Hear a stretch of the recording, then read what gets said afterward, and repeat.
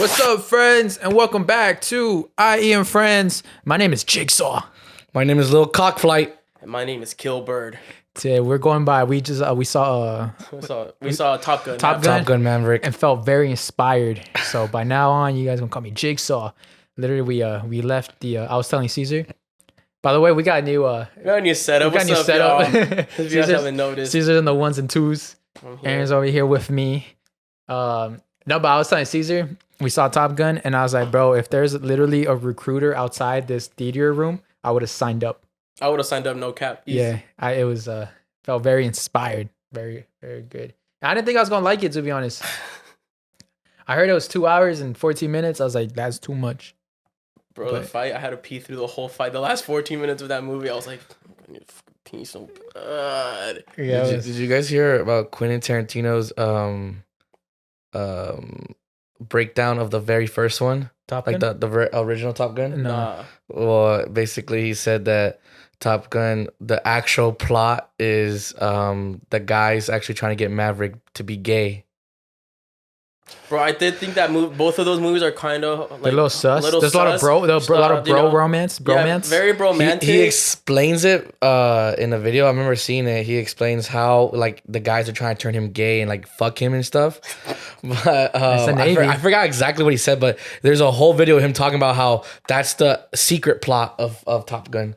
The OG between one. the lines. Yeah, in between the lines, seemed the things that people they weren't actually noticing.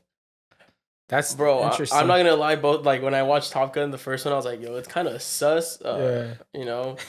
And I haven't seen the first one, Oh, but I know they got a volleyball. Why are these guys always shirtless? Yeah, why they look so good? Like, why are you questioning my sexuality, Tom Cruise? because it's LGBTQ Q plus month. Sorry, I butchered a lot. It's not called that. It's Pride Month. Pride Month. Pride Month. Good job, guys. Good Happy job. Pride Month. Happy Pride. Be proud of who you are. Be proud of what you've accomplished. Be proud of your goals. That's the opposite pride, huh? This is be proud of who you are. Yeah, be proud of who you are. Yeah, so shout out to you guys. Yeah. Shout out to you guys. I'm sorry. Why are you laughing, bro? I'm not up to date with the I current. told you I wanted a banner, but we just didn't get it in time. Yeah. But so yeah, shout out to you guys. We'll dedicate this episode to you guys. That's why we started off with Top Gun. And that's just sus. No, low key, it was sus. Oh my God. It was sus both times. Yeah. So what's up? How you guys? It's how was your guys' weekends? How was your weekend, Aaron? Weren't we together? What we do? You Oh guys- shit, you we're guys together went all out. weekend. We had the same weekend. Bro, so we did have the exact same weekend. So what was it? Was it on Saturday that we played that team, that family? Oh, we just played volleyball. Sunday. Oh yeah, so Sunday. So on Sunday. Sunday, we had a volleyball game. Like, well, not a volleyball game, but we just meet up with our friends and my friend's family. One of my favorite things that we do. Yeah, we just go to a park and play volleyball. And we're out there vibing. It's probably like less than 15 of us, but it's like 10, Basically, it was 13, literally, 14 it's a good amount of us. it was 10 of us playing. Yeah, so we're playing, and then this family comes up to us. They're having a barbecue. They're having like a game day or something. They're playing softball. Yeah, and they're like, "Hey, do you guys want to play softball with us?" And we're like, "Fuck!" Like, I mean, I'm down. Like, none of us have really played baseball or softball But it looked fun. in a long ass time. So we were like, "Let's do it!" And it felt like we were like in the sandlot, like we're battling for the field.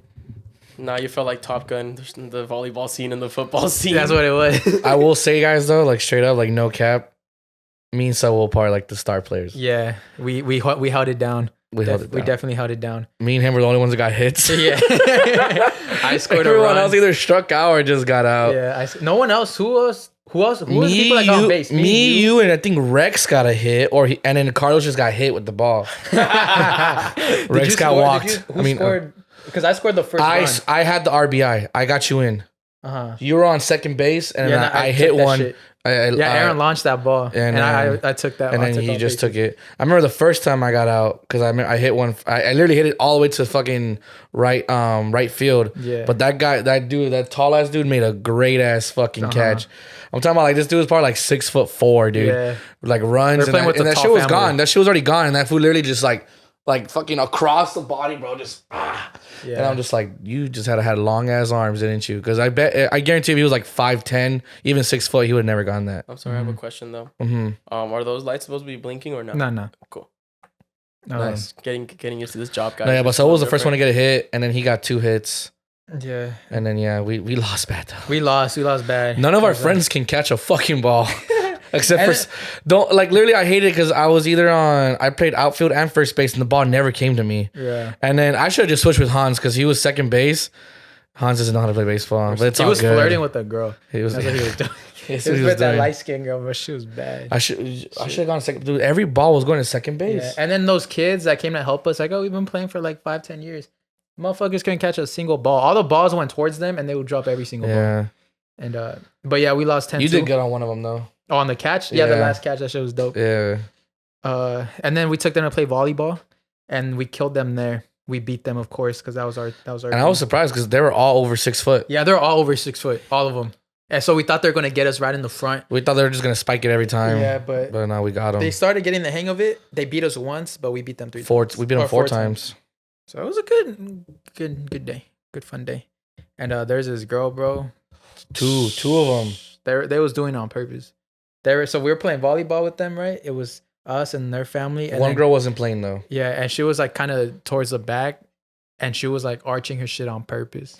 Show me. You told me that. I didn't see it though, but I didn't see that. But you told me, and I was like, what? Now she was arching her shit on purpose. I was like, damn. And it was hard to stay keep attention, you know.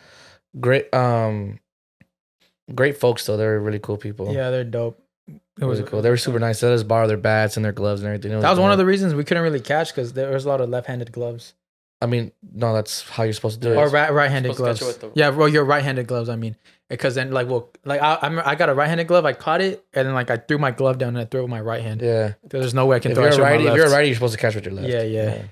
So that was a fun time. How was your weekend, Cesar? What's up, friends? Before we continue, we're going to shout out our friends at Manscaped for sponsoring this episode. Gentlemen, Father's Day is just around the corner, and our friends at Manscaped are here to ensure all the father figures out there are looking daddy material this June. Manscaped's Performance Package 4.0, which includes their signature lawnmower 4.0, is the perfect bundle to tackle any and all old man hair from head to toe. This right here is no dad joke. Treat him and yourself. Join the 4 million men worldwide who trust Manscaped with this exclusive offer. Get 20% off plus free shipping with code I.E Friends at manscaped.com. Trust me, his dad bod will thank you. Yo, my dad's hairy as fuck. For real? That's the reason why I'm hairy. How hairy is he? Probably hairy than me, honestly. But yeah, I'm hairy because of him. And I've been telling him he needs to get that shit. I'm like, hey, bro, we got the code. Get it for him. Nah, he's got the code. Manscaped is designed with fathers in mind, and the Performance Package 4.0 is here just in time for your pop's special day. Come on, Dad, buy it. I need it too. Inside this package, you'll find the Lawnmower 4.0 trimmer, Weed Whacker ear and nose hair trimmer, Crop Preserver ball deodorant, Crop Reviver toner, Performance boxer briefs, and a travel bag to hold his goodies. What goodies? First off, let me start by saying the Lawnmower 4.0 will be the official MVP of Father's Day. Their 4th generation trimmer features cutting-edge ceramic blades to reduce grooming accidents thanks to their advanced skin-safe technology. The Lawnmower 4.0 is a waterproof and also has 400,000 LED spotlight. 400K. Well, that's what K means, 1,000. But just, sounds weird. 400K LED spotlight. I'm sorry, you know what? Sure, you're right. 400,000. See, 400K sounds a little. It sounds more advanced, I guess. He needs for a more precise shave. Does your dad use the same trimmer for his body and face? Let's throw that out the window and give him the upgrade he deserves. Don't let your dad use his fucking ball stuff on his face. Because then he kisses you on the cheek. And he kisses your mom. You want your mom to be kissing ball sacks? You want that? And then she gonna kiss you? Yeah, she's gonna kiss you. You're gonna have your daddy's ball sack all over your cheek. His pube hair just be circulating around the whole family. The ventilation. Like, just get that shit fixed. Get that Manscaped. We all know dads love comfort. With summer just around the corner, their Boxers 2.0 are here to save every father from their uncomfortable heat. These new Boxers are packed with revolutionary features, including the jewel pouch designed to cradle his boys in his own special space. This right here is a game changer. Whether he's mowing the lawn, taking out the trash, or golfing in the sun, these moisture-wicking boxers breathe without breaking a sweat. Dads, buy this for yourself. Sons, buy this for you and your dad. Ladies, buy this for your man. And dog daddies, you deserve this too. Get 20% off plus free shipping with code I.E Friends at manscaped.com. That's 20% with free shipping at manscaped.com. Use code I.E Friends. Shake what your mama gave you. Nah, shake what your daddy gave you. Yeah. And now back to the episode. Dad, buy this product. So that was a fun time. How was your weekend, Cesar? My weekend was cool. I was chill. I haven't regained my social batteries yet. Oh, from EDC? From EDC and everything else. It's been chilling. Not doing much. Just relaxing? Yeah. Have you guys' families ever done that, like barbecue and stuff? To parks? Damn, my family's never done that.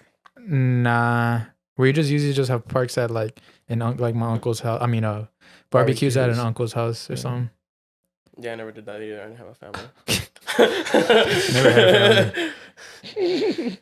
That's so sad. I went to Universal on Saturday. Oh yeah, too. yeah. So you did, yeah. So you did. You have a good. You had a good weekend. Everywhere. You had a really good weekend. It was a decent, good weekend. Decent. And then we also played on Monday too. On Memorial Day, we played volleyball again on Monday. Then that one woman showed up. Oof. What? Who? Miss Stickums. Fuck him. Great White Buffalo. The Great White We were Buffalo. playing, and out of nowhere, like in the distance, I was literally serving. the distance coming down the hill, and you just see like her thighs, every part of her leg shaking. You see a girl wearing like super like I thought they were panties, bro. They're short and tight. Short and tight. Like her thighs were jiggling. Everything her ass was just bouncing. It was nice. If you guys can tell, you can't see under the table. No, I know, but you can see your arm. Oh, just shaking. Yeah, it was a very nice. But no, yeah, it was funny because we all like stopped mid play. Like I was about to serve, and then we all like it's like we all got like a call. We all had like a sense. It was like a slow motion. We're like, I was about to serve, and I was just like, and everyone was just like. I have a question for the ladies. Like, do you guys know what you're doing? Like, is it on purpose or is it just because you guys? Yeah. Do you guys sometimes walk by on purpose? Like, be like, I'm gonna get this guy's attention. Do y'all know that you're gonna turn heads? Like, yeah. That's I feel like girls who probably have like a sexual feature, like big boobs or and they like the attention. Like, no, not necessarily. I mean, sometimes they could just, most of the time they're just walking by, bro. They don't really care to be looked at. But like, I think they know that. I'm gonna catch some eyes, like for sure. Like if I'm wearing this shirt and it's showing some type of cleavage, it's just your style, dudes are gonna look, like for sure. I feel like if I was a girl that had like a nice ass or nice titties, I'd be a slut. Like I do it on purpose. I go to gyms with like short ass shit. I love when they do that. Cause like even now, bro, don't you like it when girls stare at you, or girls like when girls look at you? I love it. I love that shit. You're a slut. Girls look at me because they're scared. they're worried. They're worried. Hey, when I walk by, they're not looking at me to check me out. They're like, I hope this guy doesn't fucking. They hold their holding their purse tight and shit. This guy doesn't try to get my number. I'm just trying to walk. I'm like walking by with a little smile, like trying to be all in, like trying to be.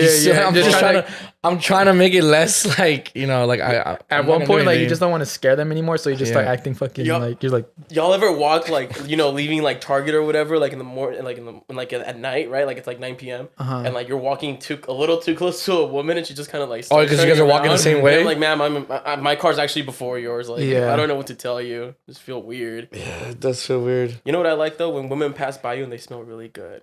Oh yeah. Like when they leave. Like one time, bro, I went on a Tinder date long ass time ago, and we went on this date and she smelled really nice. I was like, bro, this perfume is really fucking nice.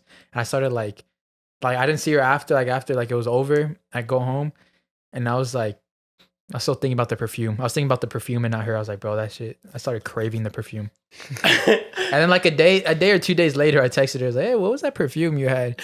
And she told me some perfume, and I was like, cool. And then I told this girl I started talking to later on. I was like, hey, you should get this perfume. It does smell the same, huh? It does smell. She said it's some basic ass like Victoria's Secret, like and like she basically said it's like the Sauvage of girls. That perfume. It was probably like the Victoria's Secret bombshell or something. It was some Victoria's Secret shit. I hope we have we gotta get a girl and ask her what is the fuck girl? What's the fuck girl perfume? Mm-hmm. Like what's the Dior Sauvage of girls? What's the slut perfume or something like that? Like if you wear it, Oof. Like you wear that shit just because you're gonna get fucked. It's business the time. Gucci Flores or anything like that. Oh. On girls or guys? On women. On girls. I don't know much about. Fuck you up, bro. Damn, well that's cool. No, yeah. Talking about I'm sorry. That smell, like I still don't get over it. Like they pass by you and you just like kind of like whip your head back. You're like, you know what's one of the best compliments to get? When you hug a girl and she tells you that you smell good. When she tells you smell good, you're just like, kiss me. Yes. Bro, I always put my good cologne when I go see my barber, and he's never told me I smell good. Like I don't waste like you're trying to impress your barber. He's not even giving you the fucking dub. I don't waste the Dior. I don't use a Dior. I don't use like the cheap perfumes. I don't use like the Sauvage or the Acqua di Gio. Yeah. I put on the Creed, bro. And for your barber. Nothing. I'm like, Creed? Oh yeah. Okay, 200? Aventus. All right, so 200 or like 300 has joined the meeting. Or something.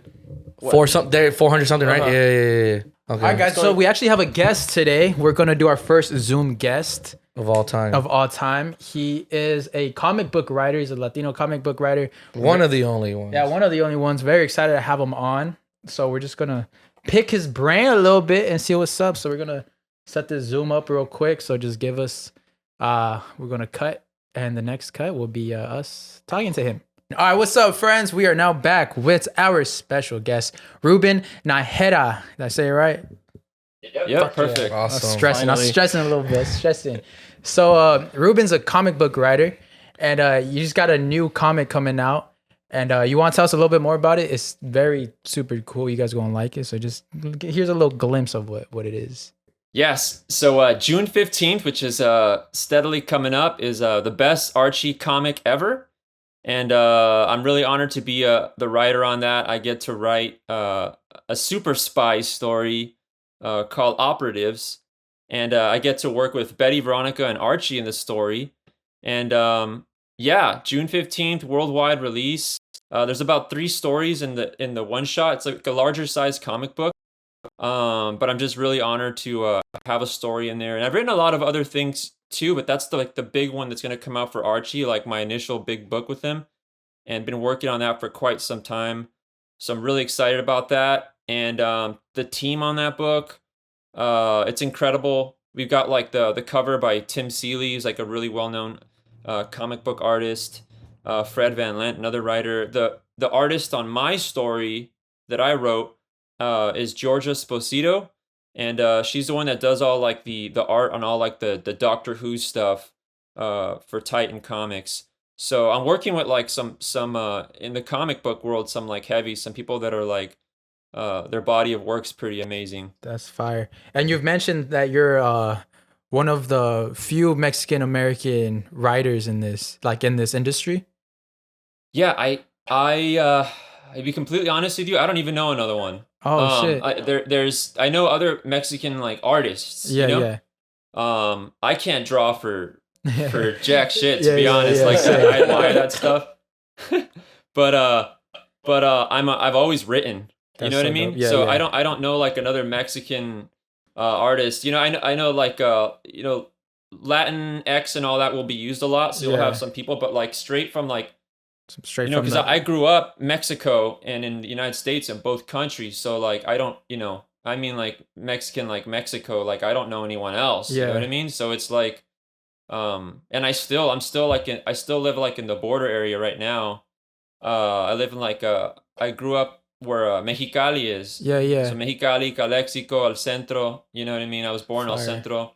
I did live in LA, Orange County, and San Diego for a little bit. Like in my 20s. I came back over here because I have a comic book store in the Valley. When the pandemic hit, I needed to make sure that it didn't shut down. You know what I mean? Yeah.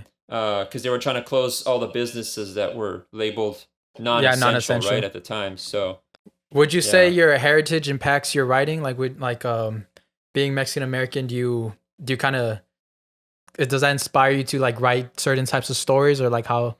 Like, is there anything? I mean, I'm actually working on an original IP right now, a story of mine, and it has all to do with these 4 characters. It's kind of like they're kind of like the Mexican Avengers. You know what I mean? Hey! We've always been wanting. We've been needing that.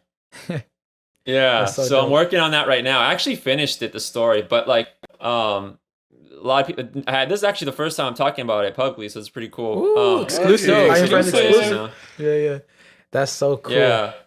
So, but I have an artist who's like going through it right now. You know what I mean? Yeah, Because our visions have to align on it. But my part of it, the writing is like done.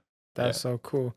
So how'd you get into how'd you get into writing? Like, what just made you get into it? Because I see you're a professional skateboarder before, or are you still doing skateboarding?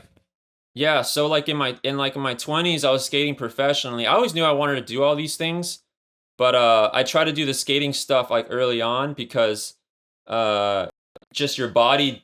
I already knew. You know what I mean? Like it's like I'm not gonna be able to do that when I'm older, so I had to do that right off the bat when I was younger. And I try to do all the skate stuff. I still skateboard. Don't get me wrong. I love skateboarding. I'll skateboard till like I'm 80 years old. I'll push on the beach, just like for you know sure. what I mean, gray hair and stuff.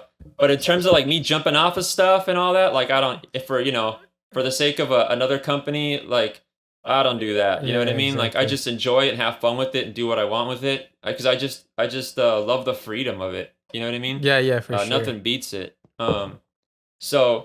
I mean, the writing, I've always done it. I mean, I've always like created stories, even dating back to when I was a little kid, just like playing with action figures and like creating my own scenarios and stuff. Like that's like a form of writing, you know? For sure. And movies and all that stuff. And like when you grow up over here, like for those that know about Imperial Valley, I mean, there's a lot of poverty here. Like a lot of people don't really make it out of here, unfortunately.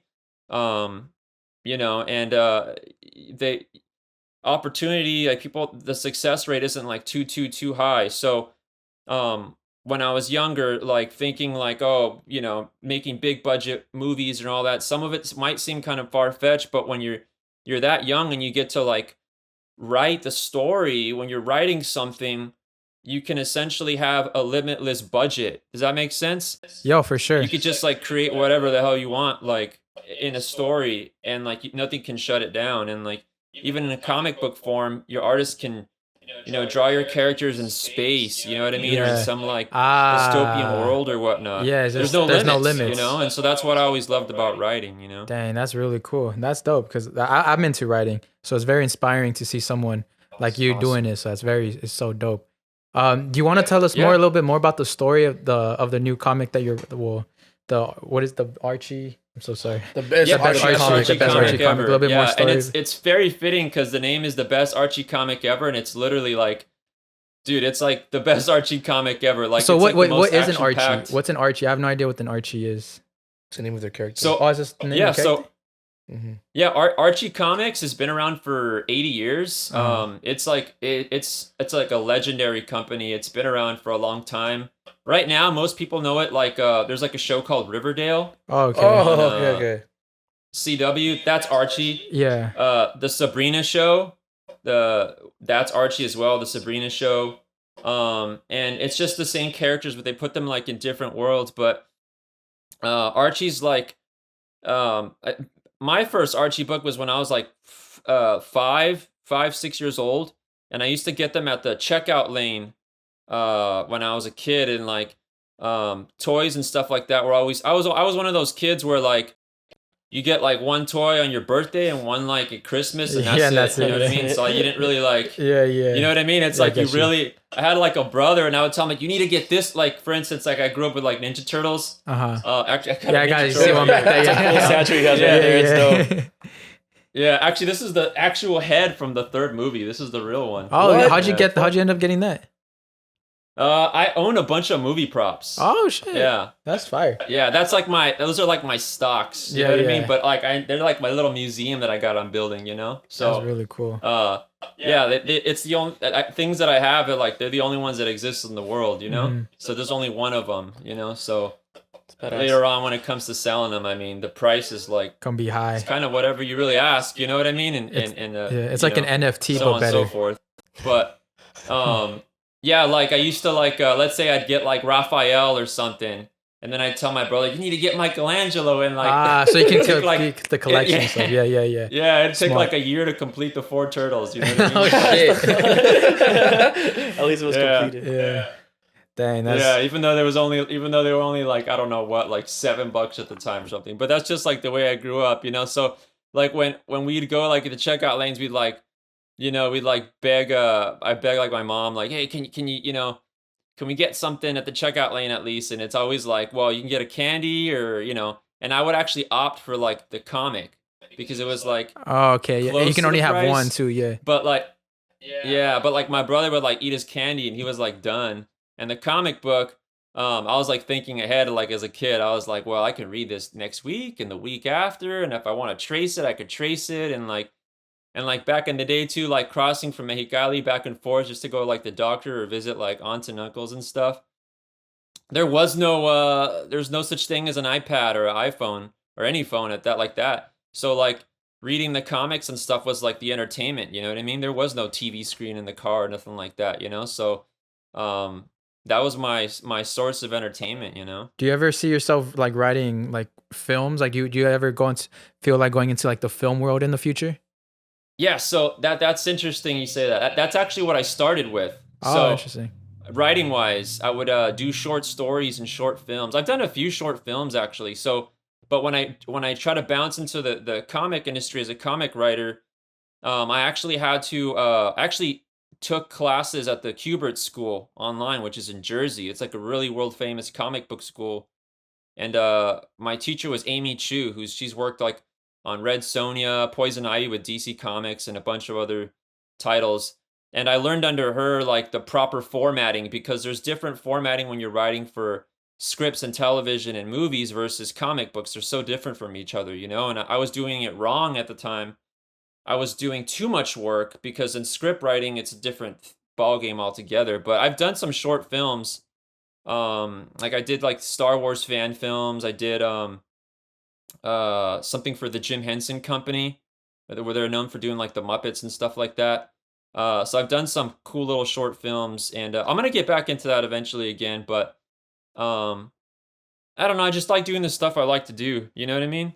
Like one life to live. It's like if I enjoy it, I'm gonna do it. Really, that's what I chase. Yeah. Ruben, can we talk about you creating a skateboarding move? He created the NAR. I mean, I remember like in 7th and 8th grade, I remember like kids were like learning to skate and stuff like that, and they were doing that trick, but I never knew it was like, I mean, like that full circle moment of you like doing it, because I remember it looked kind of like a kickflip. It looks kind of like a kickflip if you don't know what it is, right? Yeah. So the move that I did for the longest time that people would tell me was like I was the first to do it, and I'm the one that does. It's called a NAR flip, and it's basically a triple varial flip, and it's a varial flip, but it flips 3 times. And after a while, I started to like get it to like manuals and stuff. I got it to like manual, nose manual eventually. I had it really down for a while, but the magic of I mean, at the time, a couple of years later, even when I'd go to like a skate park or something, kids would be like, do a NAR flip and stuff. And, do the NAR. Yeah. Do the NAR. Do the NAR. But it'd be so like it'd be so hard to do it at whim sometimes, because some kids would just expect you could just land it, you know what I mean? And it's like it's not that easy sometimes. It's like ridiculous. It's a hard trick. Exactly. Triple varial, so it's like I've gotten it a couple times before, but to just do it at a moment's notice is literally gnarly, you know what I mean? It's pretty gnarly. Man. I just want to ask you a question. When you were growing up skating, who did you look up to? Like, who was your like ultimate? Like, you know what? This is my favorite skater. This is my hero in skating. Yeah, man, that was rough because when I grew up here, so in terms of like being making into professional skateboarding and getting paid to do it, no one had done it from Imperial Valley before I had accomplished that. So I didn't really have any guidance, and so I made a lot of mistakes, and I signed a lot of bad contracts. Did some where there were handshakes and they weren't contracts at all. I didn't get what I was supposed to get. Got screwed over a bunch of times on some things. It was a big live and learn process. But I mean, I didn't really have anyone to help me out, man. It sucked. Like coming from down here, and growing up skating and saying I wanted to do that professionally when I was younger. I was kind of thought it was people around like that. What's he talking about? It's crazy. You know what I mean? Like that's not possible, especially coming from the valley. Like it's like a pipe dream or whatever they call it, And I just didn't really have any assistance, so I just did stuff on my own way, my own terms. I actually even just started skating because I would do team sports, and like the coaches were just like, you know, I had a basketball coach, and he would just like play his own son in there, and you know, keep me on the bench. And then one time I took a shot and I made it. He got pissed off at me. He didn't let me play for like the next few games because I took a shot. So it was like the fun's not there, and then they're yelling at you, you know. And then in baseball, they would tell me to edge forward and get hit purposely by the pitch as like a little kid. And it's just like, man, this isn't fun, you know. Like it's just there's no, just like, yeah, you know. So like with skating, it's like I didn't have there's no rules. I did whatever I wanted, however I wanted, you know. However you get from point A to point B is however you want to do it. I see it as like a canvas, and like, you know, all three of you can have a skateboard, and like, if you tell you to get from here to like the quick stop, you know what I mean, to get some snacks, and you're gonna go skate there, you're all gonna do it a different way. One of you might ollie up the curb, another one of you might like pedal through the street and haul ass, another one of you will do like a kick flip on the way over. And like the way you get from point A to point B is so unique and different. And I just love that, like how you're just creating your way and doing what you want, and that freedom. That's what I love about it the most, you know? So, you know, I mean, you know, now in our area here, we finally have a skate park. That took a long time. I would go to like countless meetings to help get that made here in the Valley. You know, I have a younger brother who's a professional skateboarder, and there's other kids here that are super good and getting sponsors and stuff. So it's great to see that the progression has really come a long way, you know. But you know, I'll never stop skateboarding. I just love the feeling. And the greatest part about it is you don't really need anyone to skateboard. You could just pick up the board and go do it yourself, you know? Yeah. I love that you were a professional skateboarder and you became a professional rider, because like the two of them link, because as you said, you have the freedom to do whatever you want and the way you want, and that's how writing is too. The freedom to be creative and just do what you want to write about. World, build your own canvas, build your own world. Like I feel like you were lucky enough to find two passions that just go hand in hand when it comes down to freedom and doing the way you want to do it. Yeah, I like to say I went from being a writer to a writer. You know what I mean? Yeah, I get it. I see. So I like to, you know, sometimes I say that. It's just because it is what it is. You know what I mean? And like I said, I still skate, but like I don't have to like I don't know. The industry is pretty rough, man. Like, if you get injured, a lot of companies don't even have medical insurance for you to cover you. Nothing. You're on your own. You know what I mean? And then if you're not producing, they cut you. You know what I mean? Or if I build a relationship with a team manager and that's my dude, and then they fire him, they bring a new guy, and the new guy doesn't know all the work we put in. You know? And so I just got tired of a lot of that stuff. And it was just like, I mean, I started skating because it was fun, you know. And then the funny thing is, like, even when I had my career skating, I was taking on some corporate sponsors that were paying me, and I had a lot of them, right? And like at the time, I remember getting hated on because I was like sellout or whatever, right? You had to be core, you know, like keeping it broke is keeping it real or whatever. Yeah, it's weird. Yeah, it's weird how that's a thing. I don't understand that. Yeah, it's like you want to make it out. Like, what the hell? Yeah. And now, dude, people got like CBD sponsors and Adidas and Nike. Like, head to dude, toe. back then, if you were skating in Nikes or Adidas, you get hated on. You know what I mean? Like, now it's like, it's the thing. It's normal. So, like, the tides have shifted, you know? I mean, yeah, I was in there in a time where, you know, we were getting bratted and bruised for that stuff. And now it's like, you have to do those things. Yeah. It's so weird how times change. You know, it's like you're looked at cool. It's just so. Yeah, so I just grew up in just a different generation. You took a lot of bullets for and like the earlier generations took a lot of took a lot of heat. Yeah, took a lot of heat, but like it sucks because you guys were the first to do it. So you guys are trailblazers. You guys are the ones that led the way for that to be able to be possible, which sucks for you. But then it's like the thing that sucks is someone has to be the one. Someone has to be the first one to break the terrain. I used to trip out because it'd be like back in the day when I'd get hit on like the big company that turned me pro back then was Power Bar, and they're owned by Nestle, so the paychecks were fantastic, right? Yeah. I bought my car with cash. I had at one point I had 2 apartments in Orange County, you know. Sheesh. So like I was doing fine, all from riding a piece of wood with wheels on it, and like the interesting thing is like some of the people that would like hate back in the day, they'd be like drinking like a Budweiser or something.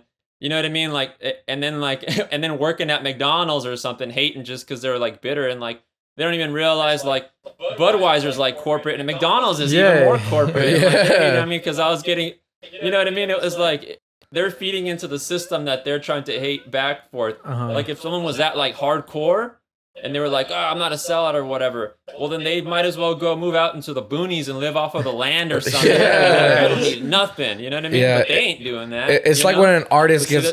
It's like when an artist he goes mainstream. When he goes mainstream and they're like, oh, he's mainstream now. It was like, I don't like him shit. anymore. Well, it's like no shit. Is he's trying to make it out. He's trying to make goal. The whole goal is to make a living off something you love to do. Like you want to make money off a passion that you have. That's why we're Manscaped from head to toe. We sold out. We sold out. I don't care. I have a question because you are a professional skateboarder. I used to skateboard a lot as a kid, and I had this. It's just like this beef that I guess kind of exists. What do you think about scooter kids? Do you fuck with scooter kids? Oh man, what do you think about scooters? Dude, you know what? You know what? They, you know, like I haven't really like been, when I go skate now, I'm pretty solitary. I'm not like really like skating with people anymore. That was more back, you know, years ago. But when I was around it and immersed in it, I just kind of like let them keep to themselves. You know what I mean? But I'll say this, I've seen some gnarly hits. I've seen a kid launch out of a bowl and try to do that tail whip, but he whipped it too high and it whipped in his face, sliced his face, and just like blood all over. It was like a Mortal Kombat fatality. Oh shit! You're in the air and you just get whipped. Yeah. He just boom. Like imagine when we complain impact. Yeah. I could like still remember it, and like I've seen some gnarly stuff, and then like kids just slicing their legs with those things, like because they spin it the wrong way, and like I never really dug that, man. That's a little too like that. I mean, even the brand, right? It's called Razors. Yeah, like, Razor. Yeah, sound appealing, bro. You know, like. I remember we would complain when it would hit our fucking ankles. When you would stop and the scooter would keep rolling with it, and you would hit your ankles. And imagine your freaking face, bro. Oh my god! Maybe I kind of have a new respect. It's really impressive when they do the backflips and stuff. That's like wow, that looks super cool. But dude, it is it's gnarly. I've seen some heavy hits, dude, from kids just whipping. It's it's funny. One time I was for a while when I was in Orange County, I was teaching skate lessons.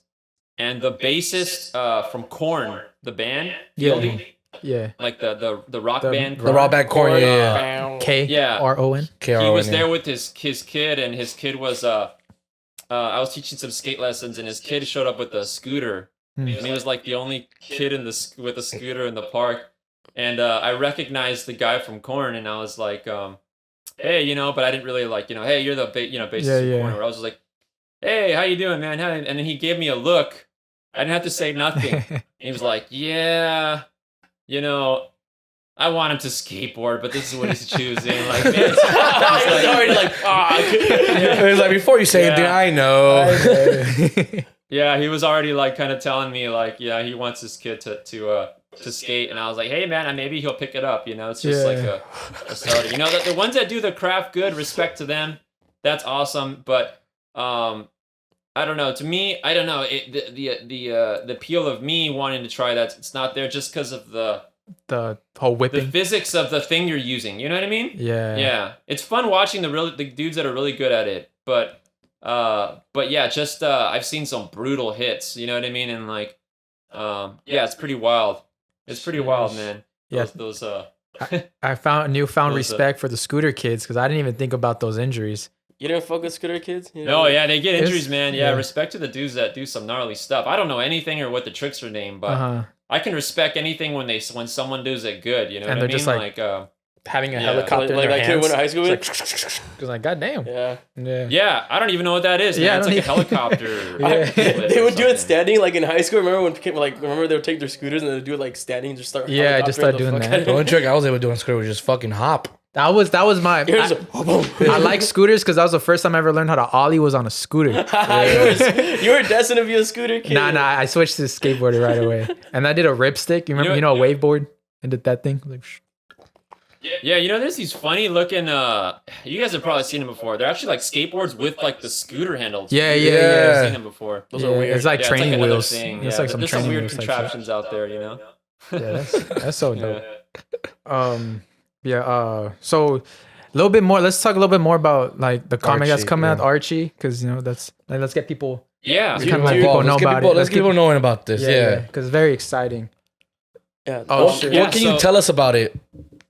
Yeah, so basically, like my story is like a spy story. So if you've ever like movies like femme fatale movies, like the Luc Besson films, you know, like if you've seen Fifth Element. That director. Yeah, he does Luc like Besson, a lot of those movies where like you have a female lead. Yeah. And like she's just like this badass, you know what I mean? Oh yeah. And it's almost like a James Bond agent kind of thing, but she just like the you know, Betty and Veronica basically just like, you know, kick ass in the book. And there's a mob boss. I got to create a villain in the book actually. Oh shit, his name's Big Carp, and he's just this mob boss, and they got these little fish hook insignias, and all his goons are basically keeping watching him. And it takes place in an opera house in New York. And essentially, that's why the story's called Operatives, because it's an opera. But Operatives also a spy thing. This man really be thinking. He's a writer. He's a writer.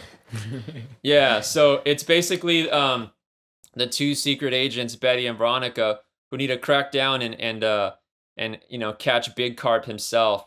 So that's pretty much what the story is. It's like a super spy story. It's like an action. It's like an action. I wouldn't say like movie because it's not long enough to be written as a movie, but let's say like it was like an episode of television, an action episode of television, and like it's there in comic book form. But the whole comic's like that. It's all just like action packed. It's just like boom, boom, boom, boom, boom. And like there's two other stories in there. And one of them is like a barbarian, kind of like Conan Barbarian kind of story. And then the other story in there is Archie like as a superhero. Kind of like a Superman kind of character. So yeah, that's like the comic, you know what I mean?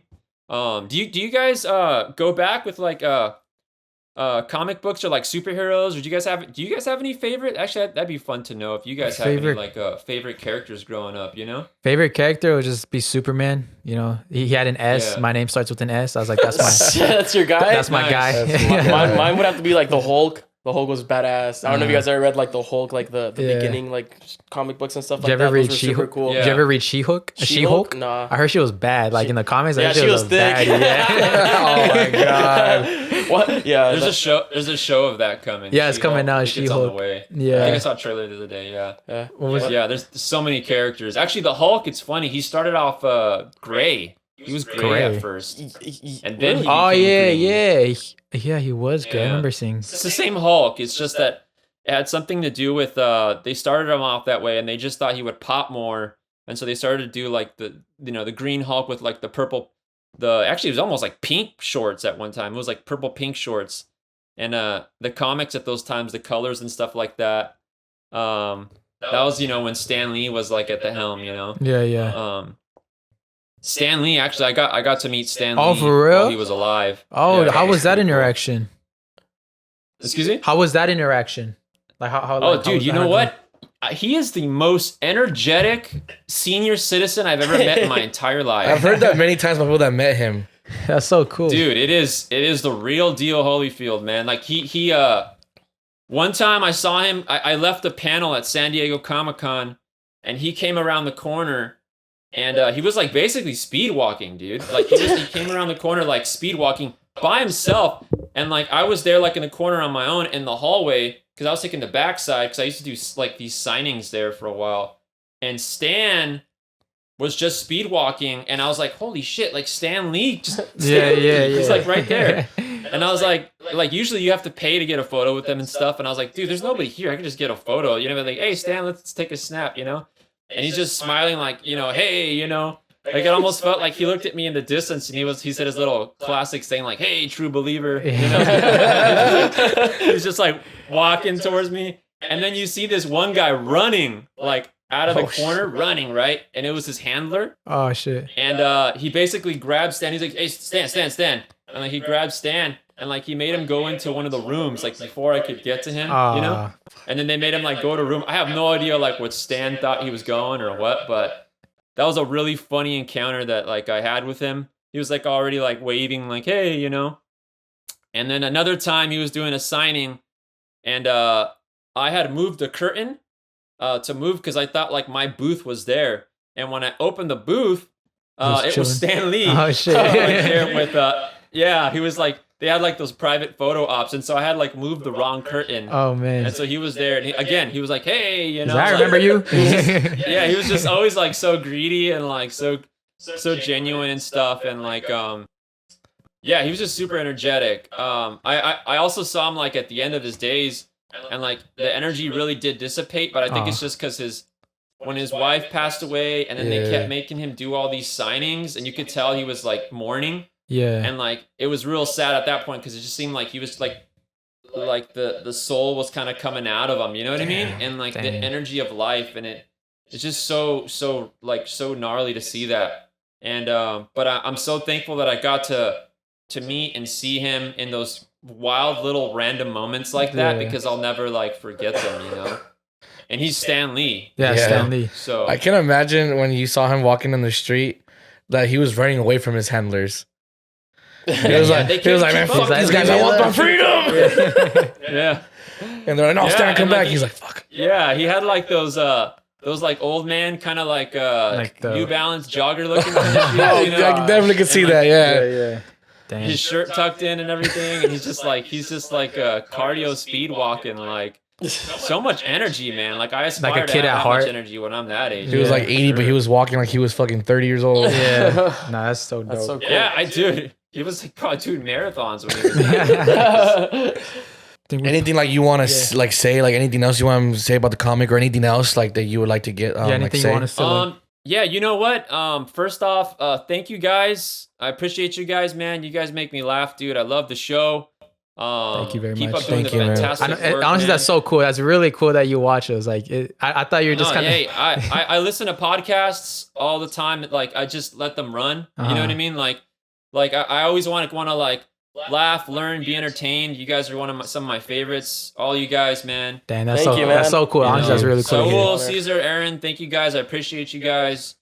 And to everyone else listening out there, follow your dreams, man. Don't let anyone put you down. I came from a place where like nobody really makes out and does special things, and it's one of these like towns where sometimes it could be toxic too, and even people around you don't want you to succeed. You know what I mean? They drag you down.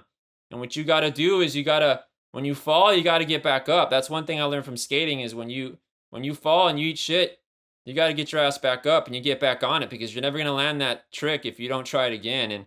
And that's been my whole energy throughout my life and everything that I do. You know, a lot of times people that are hating, it's just because they're jealous, because they want to be in your position, or they're envious of the fact that nothing's going to break you down, and you just got to keep going and do your thing. And don't let nothing bring you down. Do the things you love. You only have one life to live, and don't forget that. You know what I mean? And reach out to people around you that you care about, that you might have not talked about in a while. Because as of late, I've been losing a couple friends, and you know, a lot of them are my age and stuff. So that's another thing. You know what I mean? Give people their flowers while they're still alive too. You know what I mean? So just some peace, love, and positivity. Love it. And yeah, thank you. No, everyone. thank you very much. Thank you, and the impact you're creating in your community, it's huge. So thank you very much for inspiring and motivating kids everywhere. Yeah, thank you for being such a role model in your community. Like you said, you had meetings with people to get that skate park. You finally got it done. Thank you so much for being a great role model, and thank you so much for making our Mexican people proud for you with all your success and all what you're doing, man. Thank you so much, man. What's up, my friends? Yeah. All right, thank you. Yes, sir. And make sure to tune in and get his magazine, his comic, June 15th. June 15th, right? June 15th. The best Archie comic, guys. Go check it out. It'll be there. On what store? I'm sorry? Local Oh, comic your local comic stores. All right. I'm gonna pick one up. I'm gonna pick it all up over the world. Doesn't matter where you're at, you'll find it. Awesome. June 15th, guys. Check it out. The best Archie comic, guys. Check it out. Awesome. Yes. All right. Thank you, Ruben. We really appreciated your time. Thanks, guys. This was so dope. Appreciate you all, man. Keep doing what you're thank doing, you. man. I love it. Appreciate you, man. Thank you. Peace. All right. Bye. Adios. Hey, I'm gonna need you to stop touching my fucking board, bro. Touch my man's board. Touch my board one more time, I'll fucking bite your finger off, bro. Fuck with me. You guys, let me know how I did on the board this time. This is the first time we're trying this, but I kind of like it. I feel like I'm okay. Yeah, no, it looks like you're killing it. I feel like I'm doing pretty good. It's a little bit of a process. Plus, it's on my left hand, which I'm not ambidextrous. So ambidextrous. Yeah, but shout out to Ruben. Yeah, honestly, shout out to Ruben. That was so dope. That actually listens to us and he knows who we are. And man's a Mexican American writer. He kind of basically mentioned like how there's similarities between where he's from and the I.E. It's like just a small town where like it's hard to like make it out, and he's making it out. So shout out to him. He's made it out. He made it out. Yeah, he made it out. Mama, we made it. I kind of want to go to his comic book shop. It's just a little bit of a drive. It's in Calexico. It's like I'm definitely gonna pick up his own comic book shop. Yeah. Nice. Oh, I like did like a super deep dive because I had time yesterday, so I was like, oh shit, like let me. That's go really cool though. But yeah, it's shout outs to Ruben. Yeah, I'm definitely gonna pick up the comic for sure. Definitely gonna pick up that comic for sure. Picking up a couple. We'll read it here on the podcast, and we're gonna do a live review. That'd be so cool. The guy was really cool though. Yeah, really like. Shout outs to Ruben. Shout out to Ruben one more time. That's one of my favorite guests, low key, of this year. And that's pretty sick. How he invented you said the NAR flip. The NAR flip, yeah. And I've heard that. Yeah, I've heard that before. The NAR flip, it flips 1, 2, 3, and on the third flip, it looks like you're about to hit the floor, and you kind of push the board like right before oh shit! It's hard, bro. It's a hard trick to do. Look it up. God damn. That's crazy. You know what else is hard to do? Oh my god. Not getting pregnant. Because what the fuck? All these girls getting pregnant. Why are all these women pregnant in my life, and none of them are mine? Yeah. Oh yeah. I don't want to get too much into it because it's like it's very classified news, but you know what though? You know what I realized yesterday at work? What's classified news? Hold on. You know what I realized yesterday at work? News, it's classified, bro. Oh, can we cut this part out? I just want to know. No, hold on. Okay, I'm sorry. You know what's cool about people with newborns? They're all really happy, right? Yeah. So like if you hang around them, like their happiness becomes yours. Yeah. But then when you leave, they're fucking like dying because the baby's like crying and Doesn't shit. stop. So their happiness stops, but yours keeps going. Hang Hell out with yeah. newborn parents. I've heard about that. If you have baby fever, just hang out with someone who has a baby, and then you just kind of that baby fever goes away. Yeah, because you see all the fuck shit that babies do, bro. Got me fucked up. I fucked up. Yeah, Kirby. Aaron's like, yeah, bro. Fuck babies, huh? But yeah. So why should you not curve? Usually, like I just have a record of every time a girl curves me, they get pregnant. Yeah, I think before I was three. I think I was 3 for 3. Now I'm like 4 for 6. I think. So it's like the stats are high. You've only been curved 6 times in your life.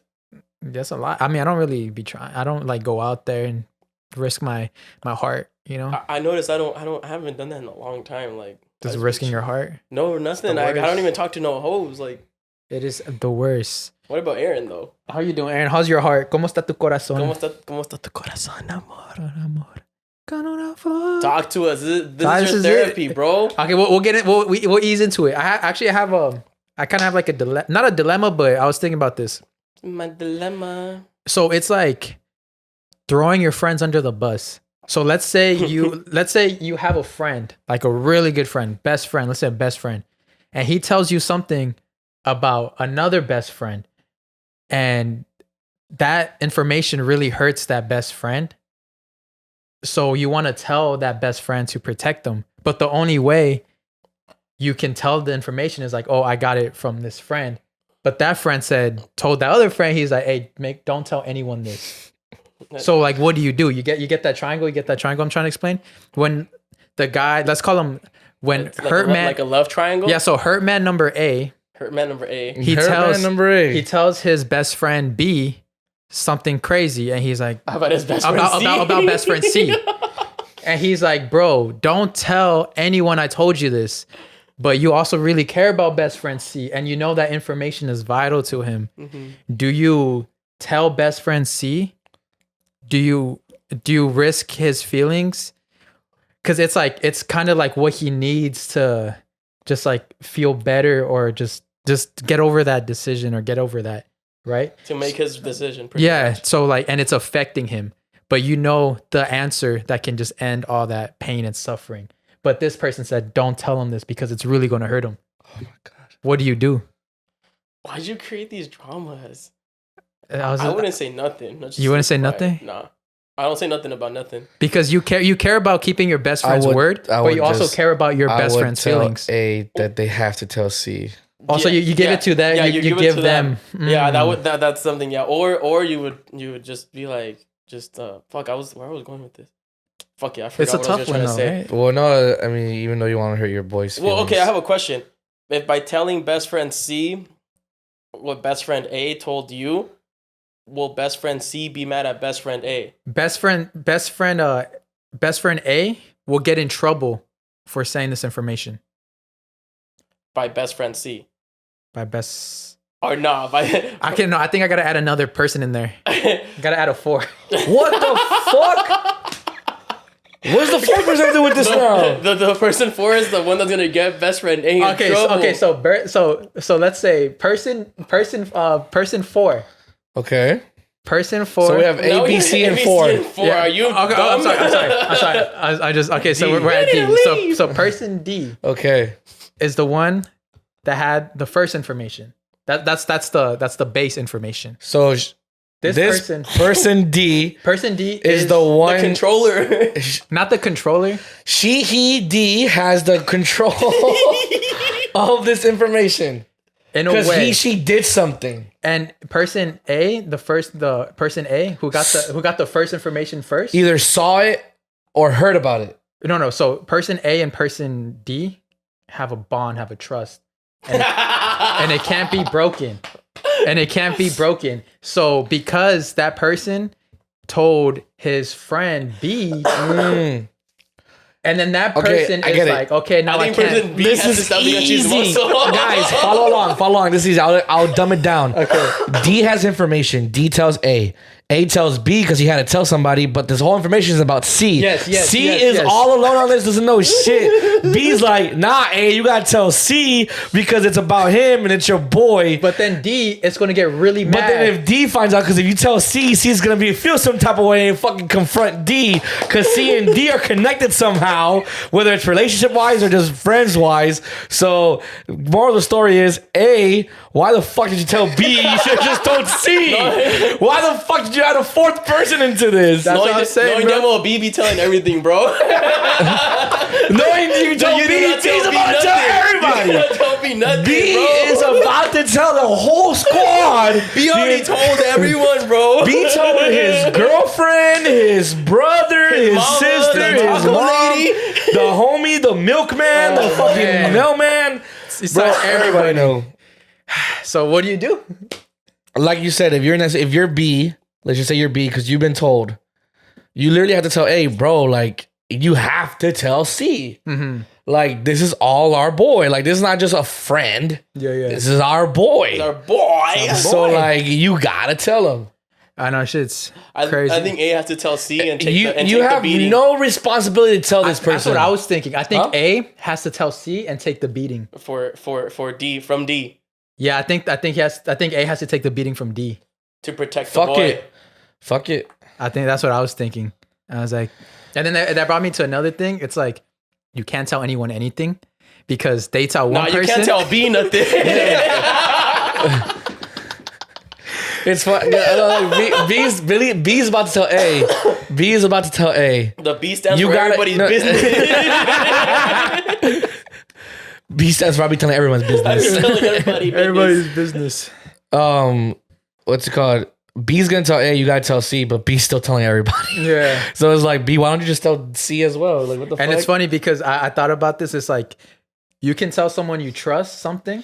So let's say I trust you with secret information. I tell you, okay, and you trust Cesar about secret information.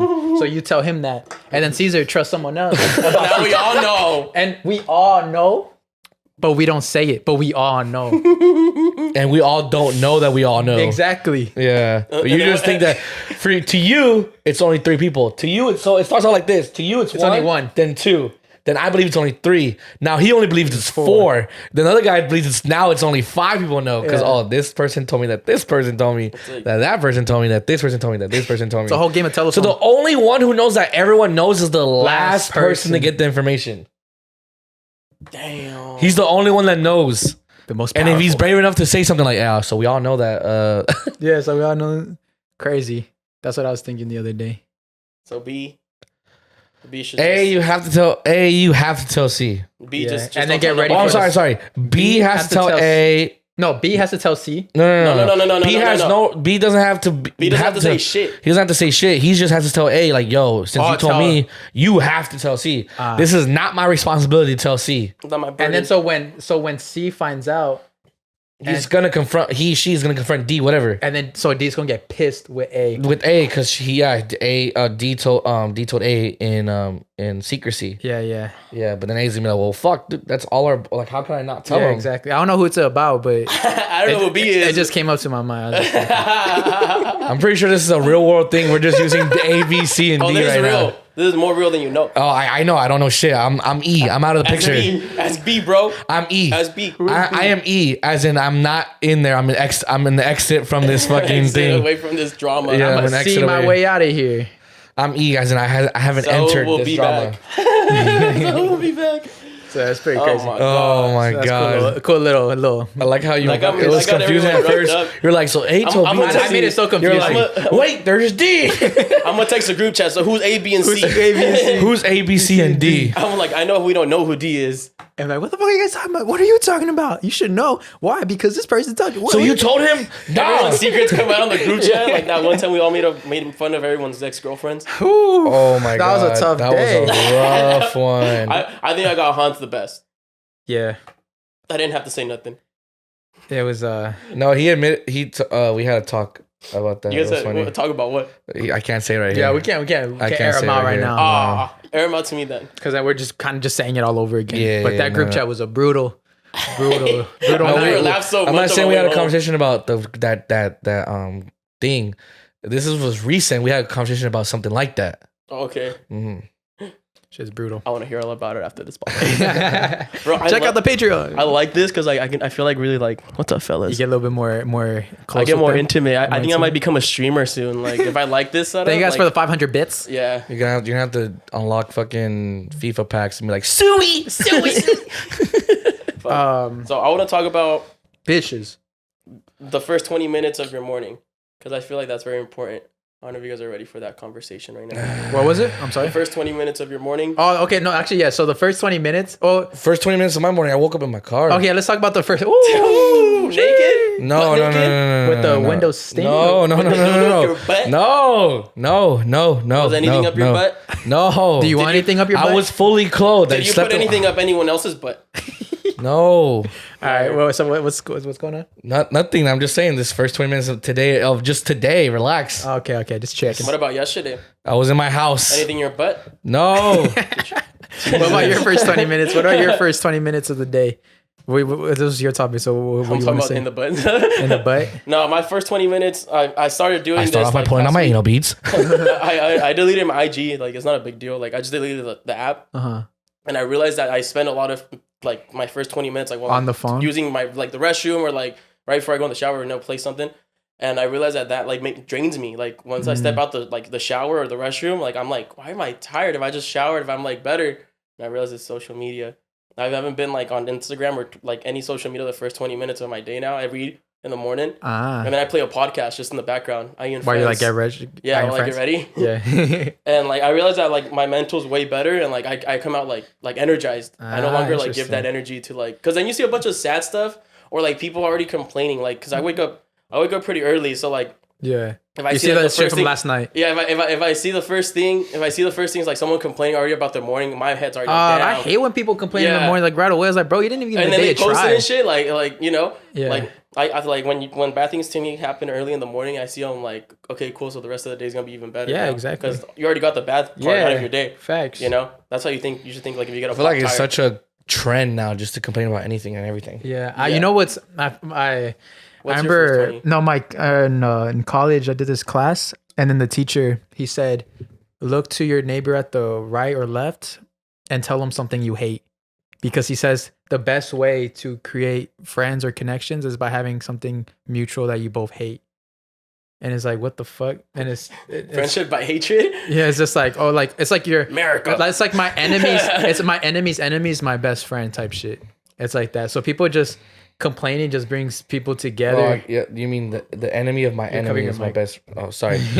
The enemy of my enemy is my best friend. Yeah. Bro, you had a weird ass class. I had a communication class when I was like in CC, and the teacher would tell us to look at our neighbor to our left and tell him, "You are a rock star. Really? You are capable of Sounds like a pussy ass class. What are we, fucking first grade? My teacher was real. My teacher paid for our final. We went out to eat at a restaurant and shit. So fucking. No, but yeah, I think that's a thing. That's why people complain a lot because, I mean, if you meet a stranger, right? If you're like in line if you're in line and you want to make conversation, what's something don't you just hate these long lines? Exactly. I wouldn't talk to you because I have a lot of patience. No, but you'll be like, no, because you do it internally. You do hate the long lines. You're like, man, yeah, it kind of sucks. When someone brings up something that sucks, it's easier to reply to it instead of saying like, oh, isn't it a beautiful morning? Day? Like, yeah. And it's just like, oh, yeah, it's just like a yeah. And it's like plain reaction. But if you say, oh, don't you just hate these long lines? You're like, oh my God, bro, tell me about it. Like, I've been waiting here for so long. And it starts a conversation. Oh my God, are we best friends now? Isn't it fucking weird? Yeah, it's just. Call me Dark Lord. Call me Jigsaw. Killer Bird. Call me Killer Bird. Call me little cockflight. But my first 20 minutes, do you take cold showers or hot showers? I decrease the heat when I take the shower, but I don't take it cold. Gradually? Yeah. I do the same thing. Yeah. Especially like when the shower's ending, like the last minute or whatever. Yeah. Control your breathing and it just works out. Yeah. My first 20 minutes are ass. My first 20 minutes, I'm looking for a porn video. And then the next 10 minutes, I'm fucking beating it. And then after that, I go back to sleep. And then after that, after like my 15 nap, I get up, I shower, I eat. I'm not actually, it sucks. But now that it's June, I'm starting all over. I'm starting changing habits. So I'm gonna try to stop doing that. I was about to say that right now. I was like, I'm gonna stop, bro. Yeah, because it is bad. Like I've seen how much time I'm wasting in the mornings. And it's not just the time you waste in the morning itself. It's the like precedent you set for the rest of the day. It's not just the morning. What the fuck are you talking about? What do you mean? Going to the afternoon. It goes like You're on page 172. It's already 12. It's just like when you beat your meat, you like feel satisfied for a couple minutes or whatever. But I feel tired afterwards. Yeah, I take naps afterwards. I don't have energy to do anything for a couple hours or whatever. You know, or I don't feel motivated anymore. So that's why it like carries on to like the. We're not sitting on that couch because I beat my meat there before you guys got here. Oh hell no! Let me smell it. What are your first 20 minutes, Playboy? Playboy from the Bay Boy. Turn around, see what you're turning down. Sheesh, shout out in the podcast, bro. No, yeah. Sometimes, yeah, I'll probably either bust a nut or not. I don't know. Y'all be busting nuts in the morning? Hell yeah, that's my favorite time to bust a nut. Today I sent a funny ass text, huh? Oh yeah. What was your text? Tell the peeps. So I'm gonna tell you guys the background of it. I woke up mad, right? And I texted the group chat 8:40 in the morning. I said, y'all ever wake up mad as fuck from a dream and beat the innocence out of your cock? Sometimes you just wake up mad, bro, and just fucking abuse yourself. Before I forget, because I know I'm gonna forget. Shout out to Razor Ramon. Yes, sir. Razor Ramon Hedges Flores. His birthday was yesterday, June 6th. Happy birthday to you. Happy birthday, brother. You've been a long supporter for the show, and we appreciate you so much. Thank you guys so much. If your birthday's coming up, let us know. We would love to give you guys a birthday shout out. Just commented on the videos and stuff. Yeah. We usually see those right away. Yeah, comment on the video when there's a new video up. Comment those on the IG. Yeah, on the IG. And but then also I want to get into the since we're in the topic of the first 20 minutes in the morning, I want to talk about the morning of a date. Because it's very crucial. Oh, yes. Especially what you eat. Have you ever had like a time when, because I work out and I eat a lot of protein. I got to watch what I eat because I've had times where like I work out, I eat my protein, and then by later in the night, I'm gassy as fuck. And I'm like, holy shit, like I'm going on a date with this girl and I'm fucking gassy. So I think those are very important. Make sure you watch what you eat the morning of a date because you don't want to be farting on that date. Or just fucking and protein farts, bro. Protein farts are they smell. They're not silent. They're a bitch. Yeah.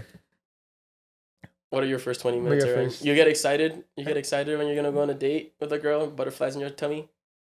Yeah, definitely. Your dick throb. Your dick throbbing. Pulsating. What, bro? You can't tell me it doesn't happen. I think another important part about your morning is the sleep you get the day before. Oh yeah, my sleep is because especially if you go to on a day like at night, like I've caught myself back in the day when I was going on dates and stuff. Not no more. I don't do none of that. Yeah, I don't either. I catch myself like falling asleep like around 10, 11. I'm like, fuck, I'm tired. Oh hell yeah. Bed. I'm fucking. Well, I value my sleep 100%. I don't give a fuck what I'm supposed to do. I value my sleep. I don't know why. Though actually, the only time I don't value my sleep is when I edit. But either way, I still actually no, I do, because I'll I'll finish editing. I'll finish editing early, not early, but I'll do what I gotta do, and then I wake up early the next morning. But I'd rather go to sleep at nighttime. Am I putting you to sleep, or are you sad? I feel like you're sad. I feel like you're sad. Why are you sad today? Let's get into Aaron's feelings. Yeah, Aaron. Oh, let's do it. Do you have any sports segments we'll get into? Oh, yeah. Fuck yeah, baby. Daddy Celtics are going to take the motherfucking championship. We're going to do a new segment. It's going to be called Aaron's Sports Weekcap. So it's like it's about what happened in the past week. So it's like week and then recap. You like what we did there? So Aaron's Sports Weekcap. And today let's start off with something that we all saw together. Well, not all of us, but me and you and the other boys. The Tank Davis fights versus Rolly Romero. Rolly, good fight. That was a really entertaining good fight. Yeah. He had it for a while, and he just got caught with a very good hit. Yeah. Very good left hook. I thought Rolly was going to win. He was winning rounds. And Tank, they were very biased. The judges, when we saw the scorecard, the judges were stupid. They're on crack. Yeah. They had Tank up the entire fight, all judges, which was stupid. Yeah, Tank was kind of just basically dodging and running the whole time, and Rolly was just laying punches. No, I saw what he was doing. He was basically gassing him out. He was basically gassing him out, and he was measuring his opponent. He was looking at his flaws. He's smart though. You gotta give more credit to Tank. He's just a power hitter. He's smart. He's a smart boxer. Yeah. He was just looking at his flaws, going with the flow, seeing when he can open up, and he was looking for that opening because he kept going to the body and just making him flinch so he go up top. But for him doing that, he was getting caught because usually when you do that when a boxer does that, it's because he has very great defense. Mm-hmm. Tanks has some she has some solid defense, but like not that great. So he was getting caught and he was losing. He was losing the rounds, dude. Yeah. Judges are on crack because this is like one of the first in a long time I've seen Tank's face like pretty messed up. Yeah, it wasn't messed up, but like he actually bruises. He was swelling up a little bit. He was red. So I was like, oh shit, Tank usually is not like that in the fights. His face is clean most of his fights. So yeah, Rolly was getting them. But yeah, dude, Rolly fucked up by going to the body, leaving himself super exposed. And then Tank, of course, he has that speed and that power together, which is a deadly combo, and caught him with that left hook, dude, and knocked him the fuck out. Yeah, there ain't walked up, he got up, didn't know where the fuck he was. There ain't no safety on this Glock. Let's not talk about that right now.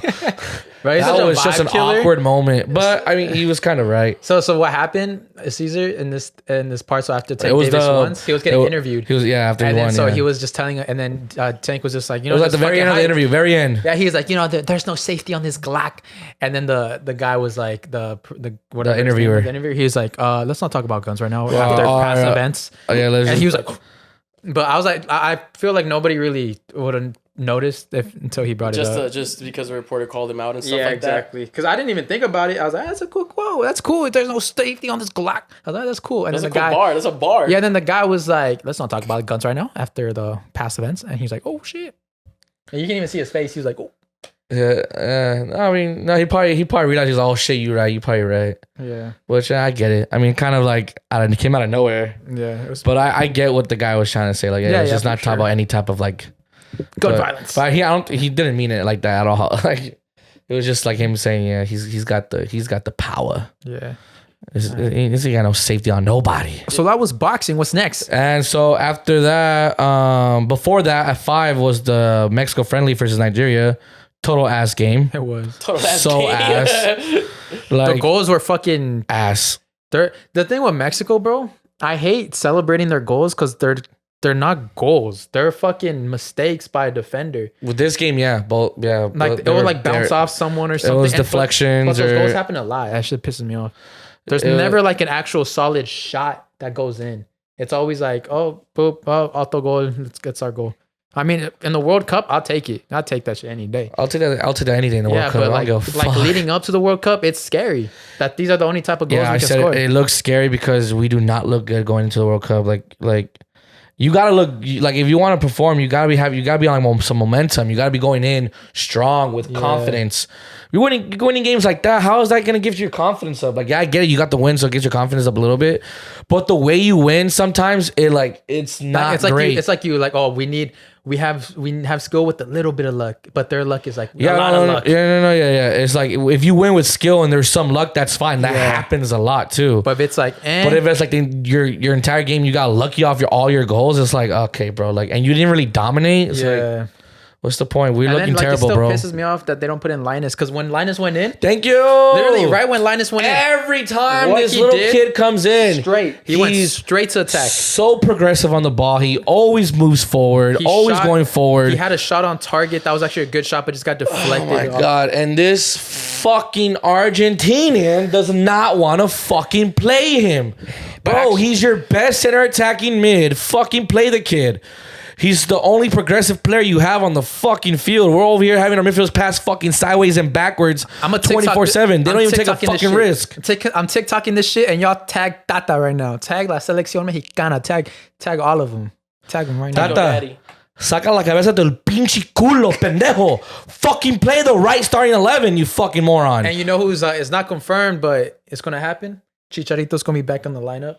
They squashed their beef, supposedly. Yeah, supposedly. I'm not saying he should be going to the World Cup. I'm just saying give him a try. See how he's doing in these games? To see how he does with these games in Mexico. And I'm not saying just give him 2 games because that's fucking bullshit. That's unfair. Yeah. If he's showing off, I get it's MLS, but whatever. He's showing off. He's scoring goals. If he's fucking on form, give him a chance. Because also, think of Raul Jimenez. He kills it in the Premier League, and but he's not even killing it. Yeah, and then he goes to Mexico. Look, I get him. He came back from injury, but it's already been months now. Yeah, he started being full form on full fitness, and he doesn't do shit for the national team anyways. That's what I'm afraid of Chicharito. If him doing good in Galaxy and then coming to Mexico team. No, you're totally right. Yeah, it's a total difference in competition. It's a total difference in competition. But you got to give him a chance. If a player's on form, doing great for their team, whatever country they're in, you got to give him a chance at least to show like what he's got. Yeah, for sure. So give him like 4 or 5 friendlies, whatever. See what he has, and if he still got it, he deserves to go. But if he doesn't show up, then he doesn't show up. You know, it was a bitch move by Tata.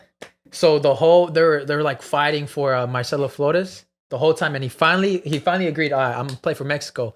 And the game, like I think he said that the week before that game, and they didn't even play him. I was like, at least let's see. Marcelo Flores? Marcelo, the Canadian dude that chose Mexico. The one that plays with Arsenal, Flores. He's Canadian? Yeah. It was between Canada and Mexico. And they're fighting for him. They're like, it was, you didn't hear about all of this? No. There was just so much controversy. I remember when we were fighting with the U.S. for Jonathan Gonzalez or Guzman. I forgot his name. I think it was Jonathan Gonzalez. Now with this one, it was a little bit more heated because Tata was like, if we're not his first choice and we don't want him type shit. It was like that. And so it was a little bit more heated, and it was kind of like back and forth between them.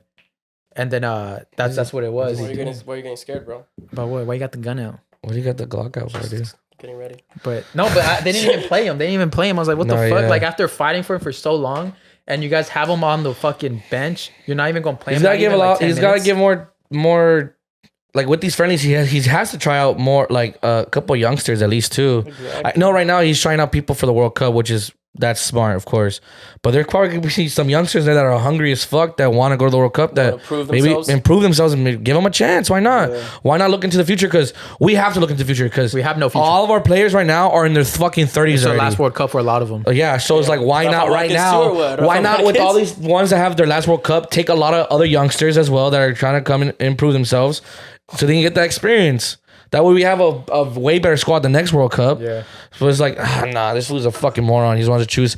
I hate coaches that rely on players. They have their favorites. And even though they don't do shit for the team, they're still their favorites. Yeah.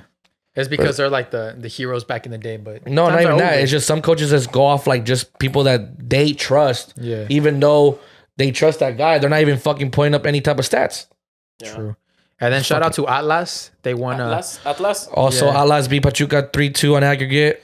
Their second year in a row after not winning in 70 years. 60, 70 years. That's a crazy amount of time, bro. So they won last year and they won this year. So Shout out to them. All I know is a non-shout out, but I guess it's a shout out. But what?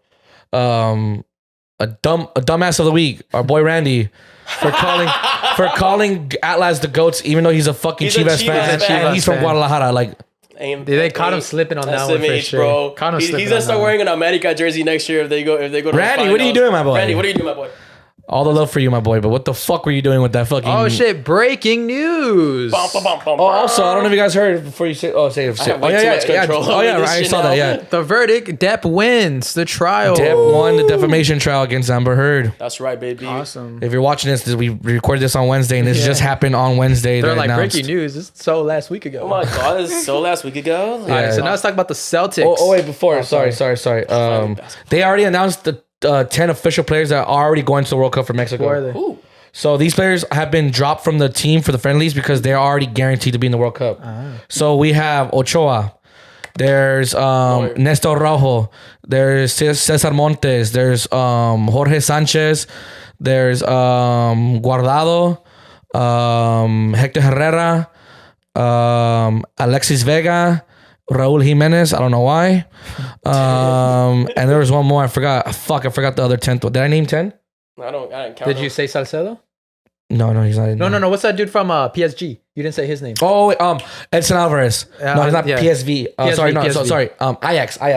He plays for Ajax. Sorry. Yeah. PSV is the other team. That's from a good. Dutch. I mean, I don't mind any of them. I don't even want Raul Jimenez. I feel like because he scored that one goal that Chilena long ass time ago. He's like a hero to Mexico's. I don't give a fuck. That they need. I don't care. He's just fucking trash for the national team. He's fucking trash. Trying to win the World Cup this year with the Chilena.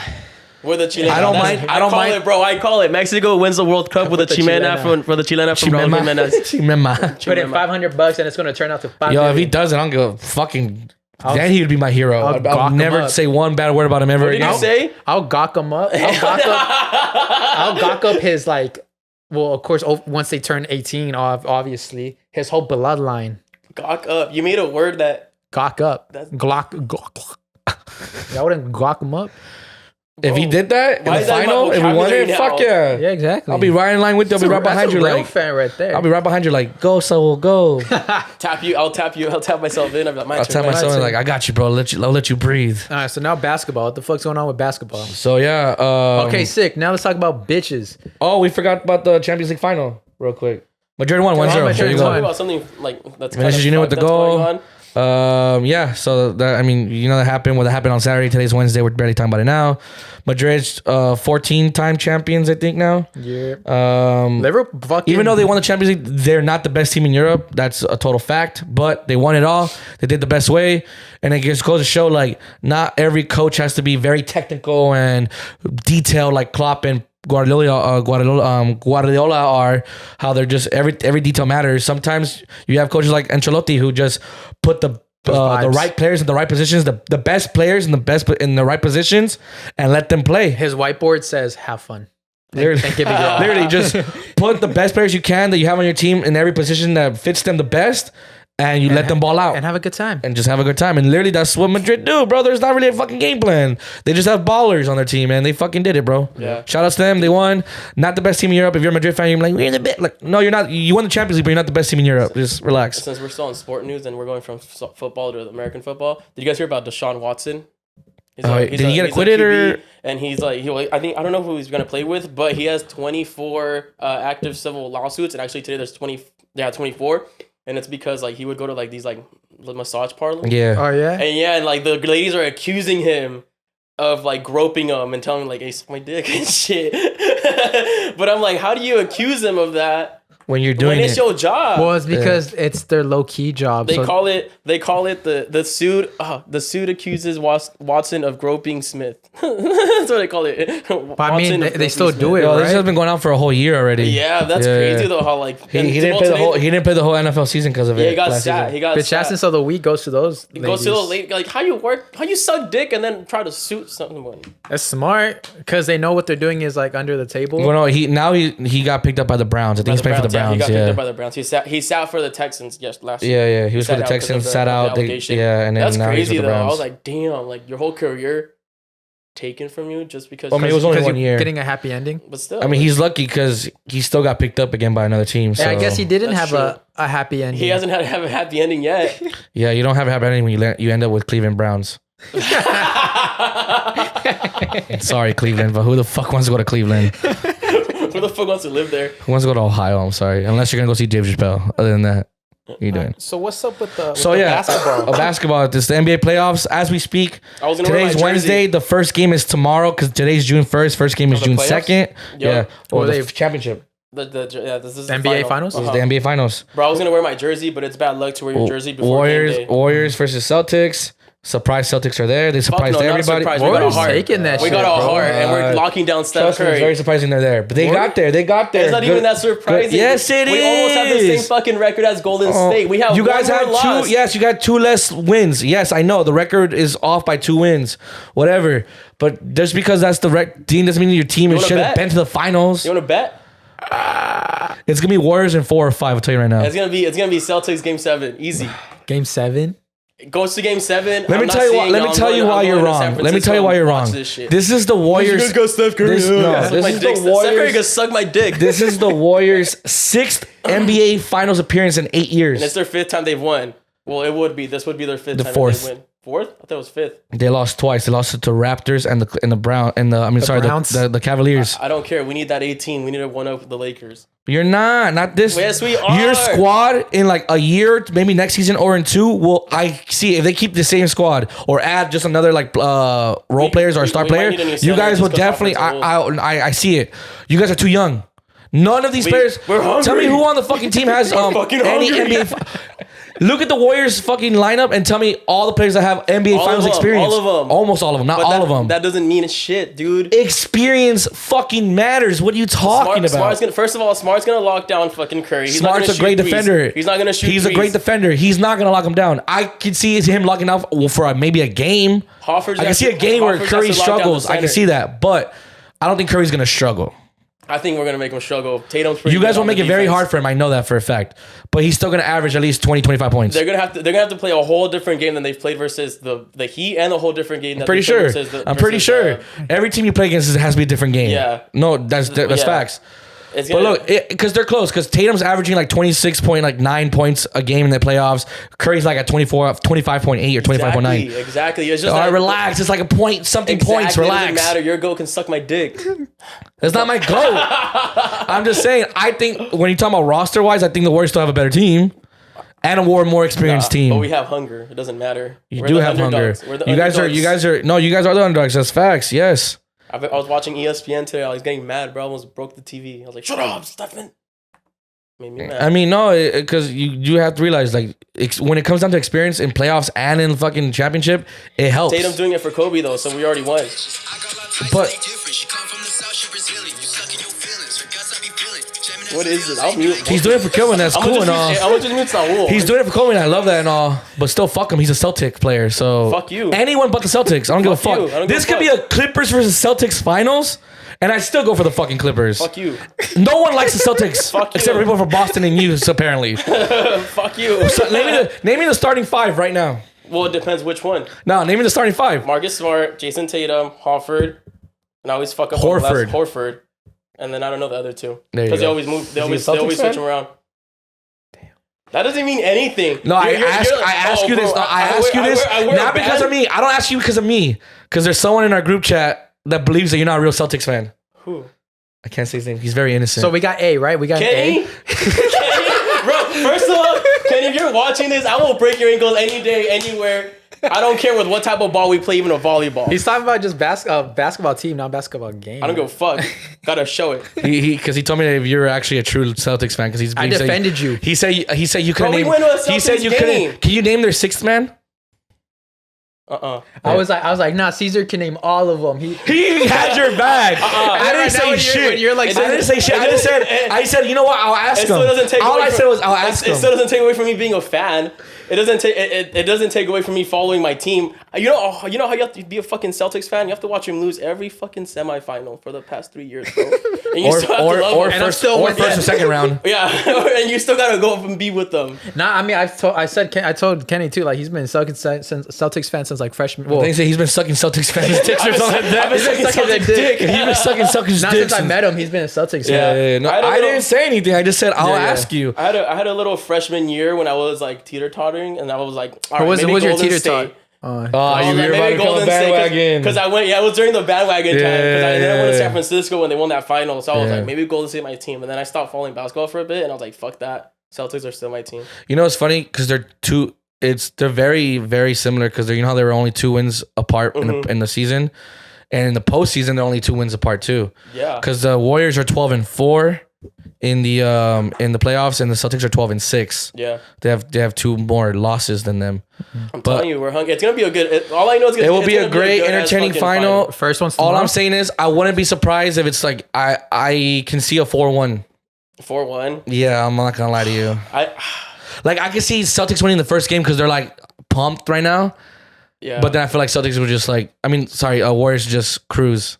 Not cruise, but every game they play. I'm not saying they're gonna cruise as in every game's gonna be a blowout. I'm saying I can see them winning 4 games in a row, or it's 1-1 and it's they win 3 after. But every game is tight. Golden State Heat mistake, when they. Imagine. That's what I meant. That was 2016. That's when they lost one of them. I'd be sad. No, because the Warriors are very they're pretty deadly in the finals because. Out of the 6 they've been in, the 4 that they won, they basically always demolished their teams. They've won 4-0, they've won 4-1, and they've won the other 2 4-2. Yeah, they've been pretty. So they're pretty effective. And the ones they lost 4-3 and 4-2. Y'all see me in San Francisco with a fucking iron on my hands, fucking taking out knees. I saw you actually did look for Celtics tickets. They're expensive as fuck. They were so expensive. I was like, okay, I can make the drive to San Francisco, right? Yeah.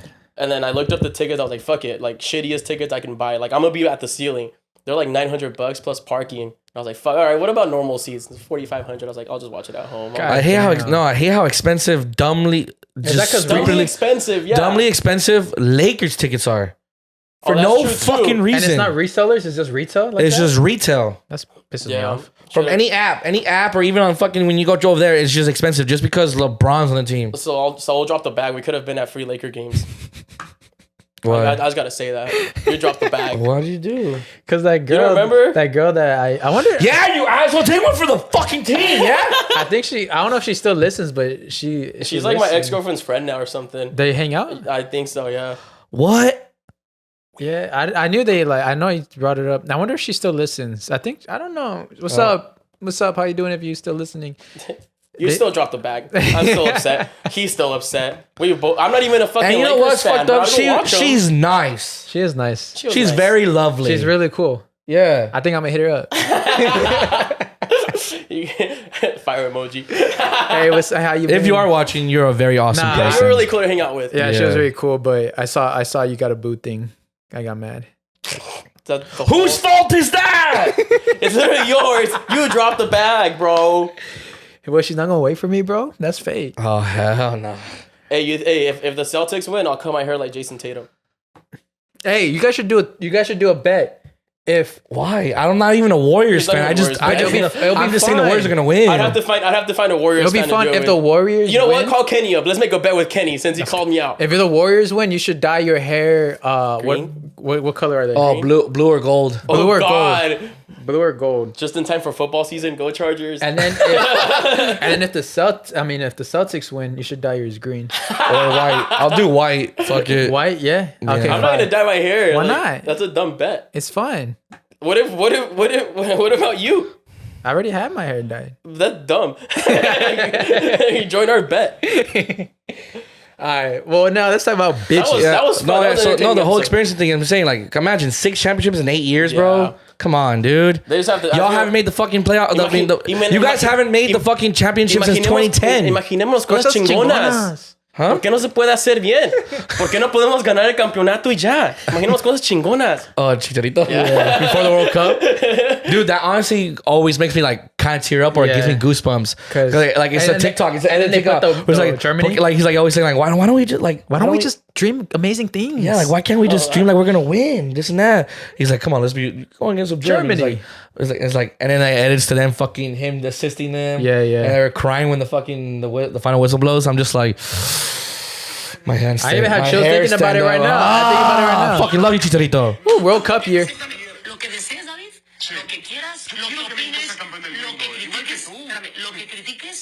Lo que te guste, no te guste, lo que quisieras que se quitara, lo que quisieras que se mantuviera, todo lo que quisieras que se hiciera, no está.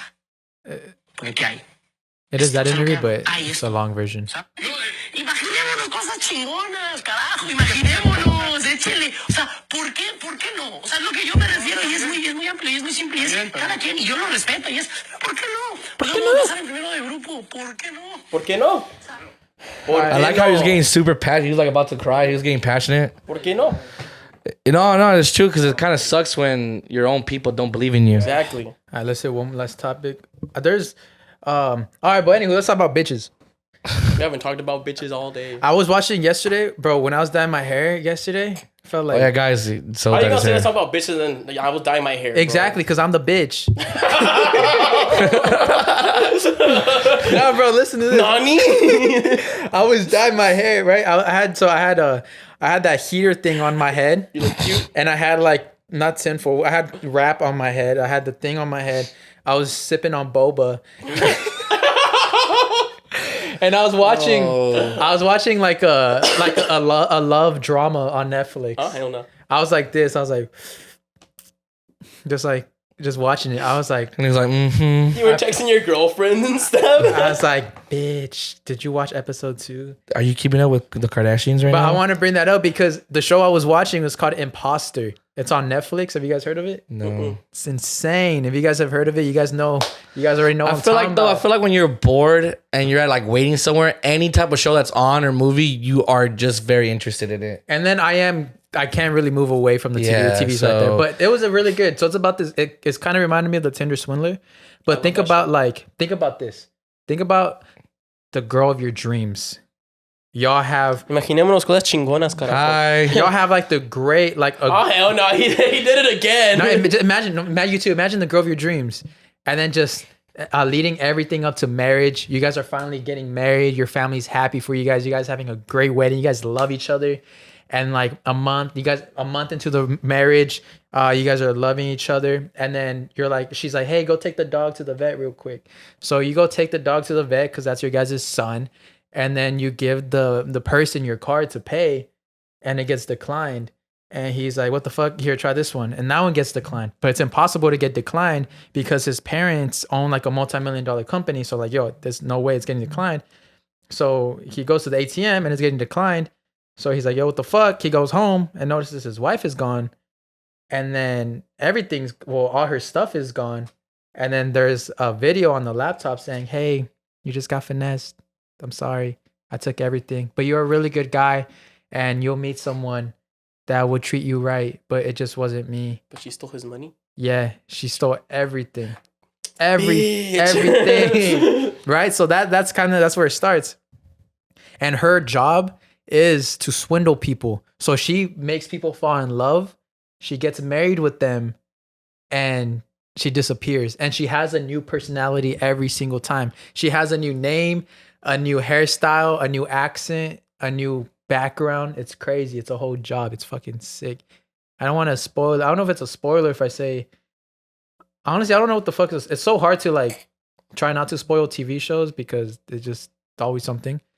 But basically, she's swindling all these people, and then they finally meet up and they're like, you know what? Let's go catch her.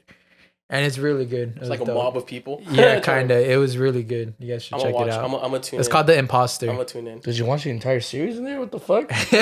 Well, my hair takes like 4 hours, but I'm on season. I think I'm on the last episode of season 1. There's 2 seasons. Dang. But it was a good one. I felt heartbroken for the guy because like girls really be like that. Girls really say they love you and they leave you because they didn't love you. They just love the feeling. Yeah. Anywho, let's shout out our friends at Patreon. Whoop, whoop. Whoop whoop. No, we didn't even do take the mic. Yeah, we gotta do take the mic. Sure, let's do take the mic real quick. Take the mic. All right, we'll do like 3 of those.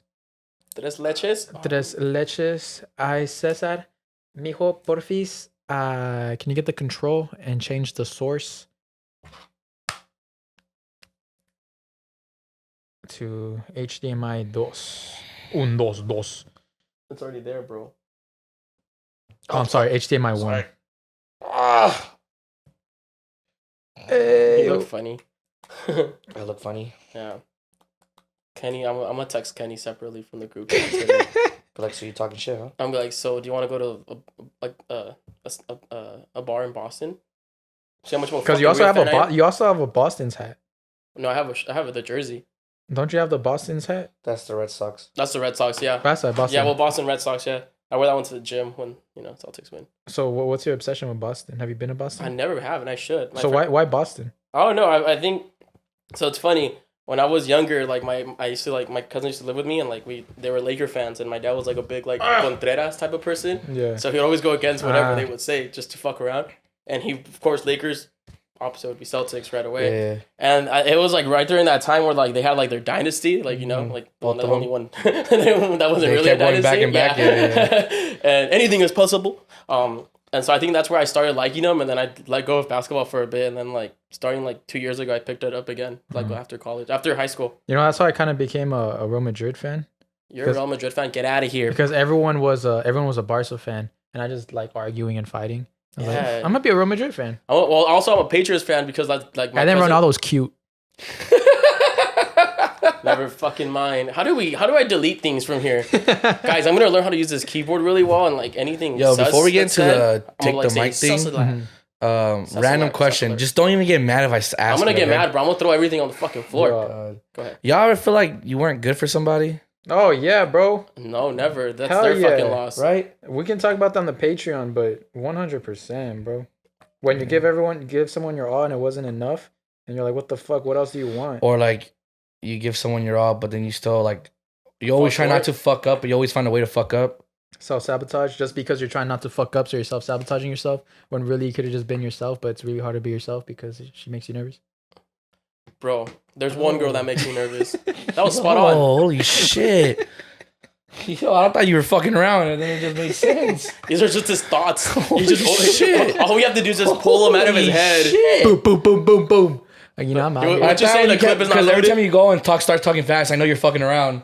But then you actually made sense. It hit you real quick. It You're hit like, me, I was just whoa. like, oh, he's gonna say me stupid. And you're all just like, oh fuck. Yeah. Any Hoosers, going back to take the mic. If you guys want to hear us get sad, join the Patreon. Oh, we're gonna have a sad Patreon. I don't know, today? honestly. I feel like- it might. Honestly, I feel like it might.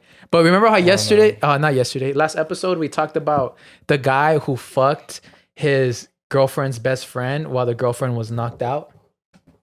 Yeah. Yes, sir. The one that was very confusing. I think I might have Yeah. an update. Oh, I'm scared. So I got don't a tell me DM. he DM'd you. Got a DM the other day. It's It's hot. This is what it says. Dude, on this part, send me the screenshot of when we're talking about it.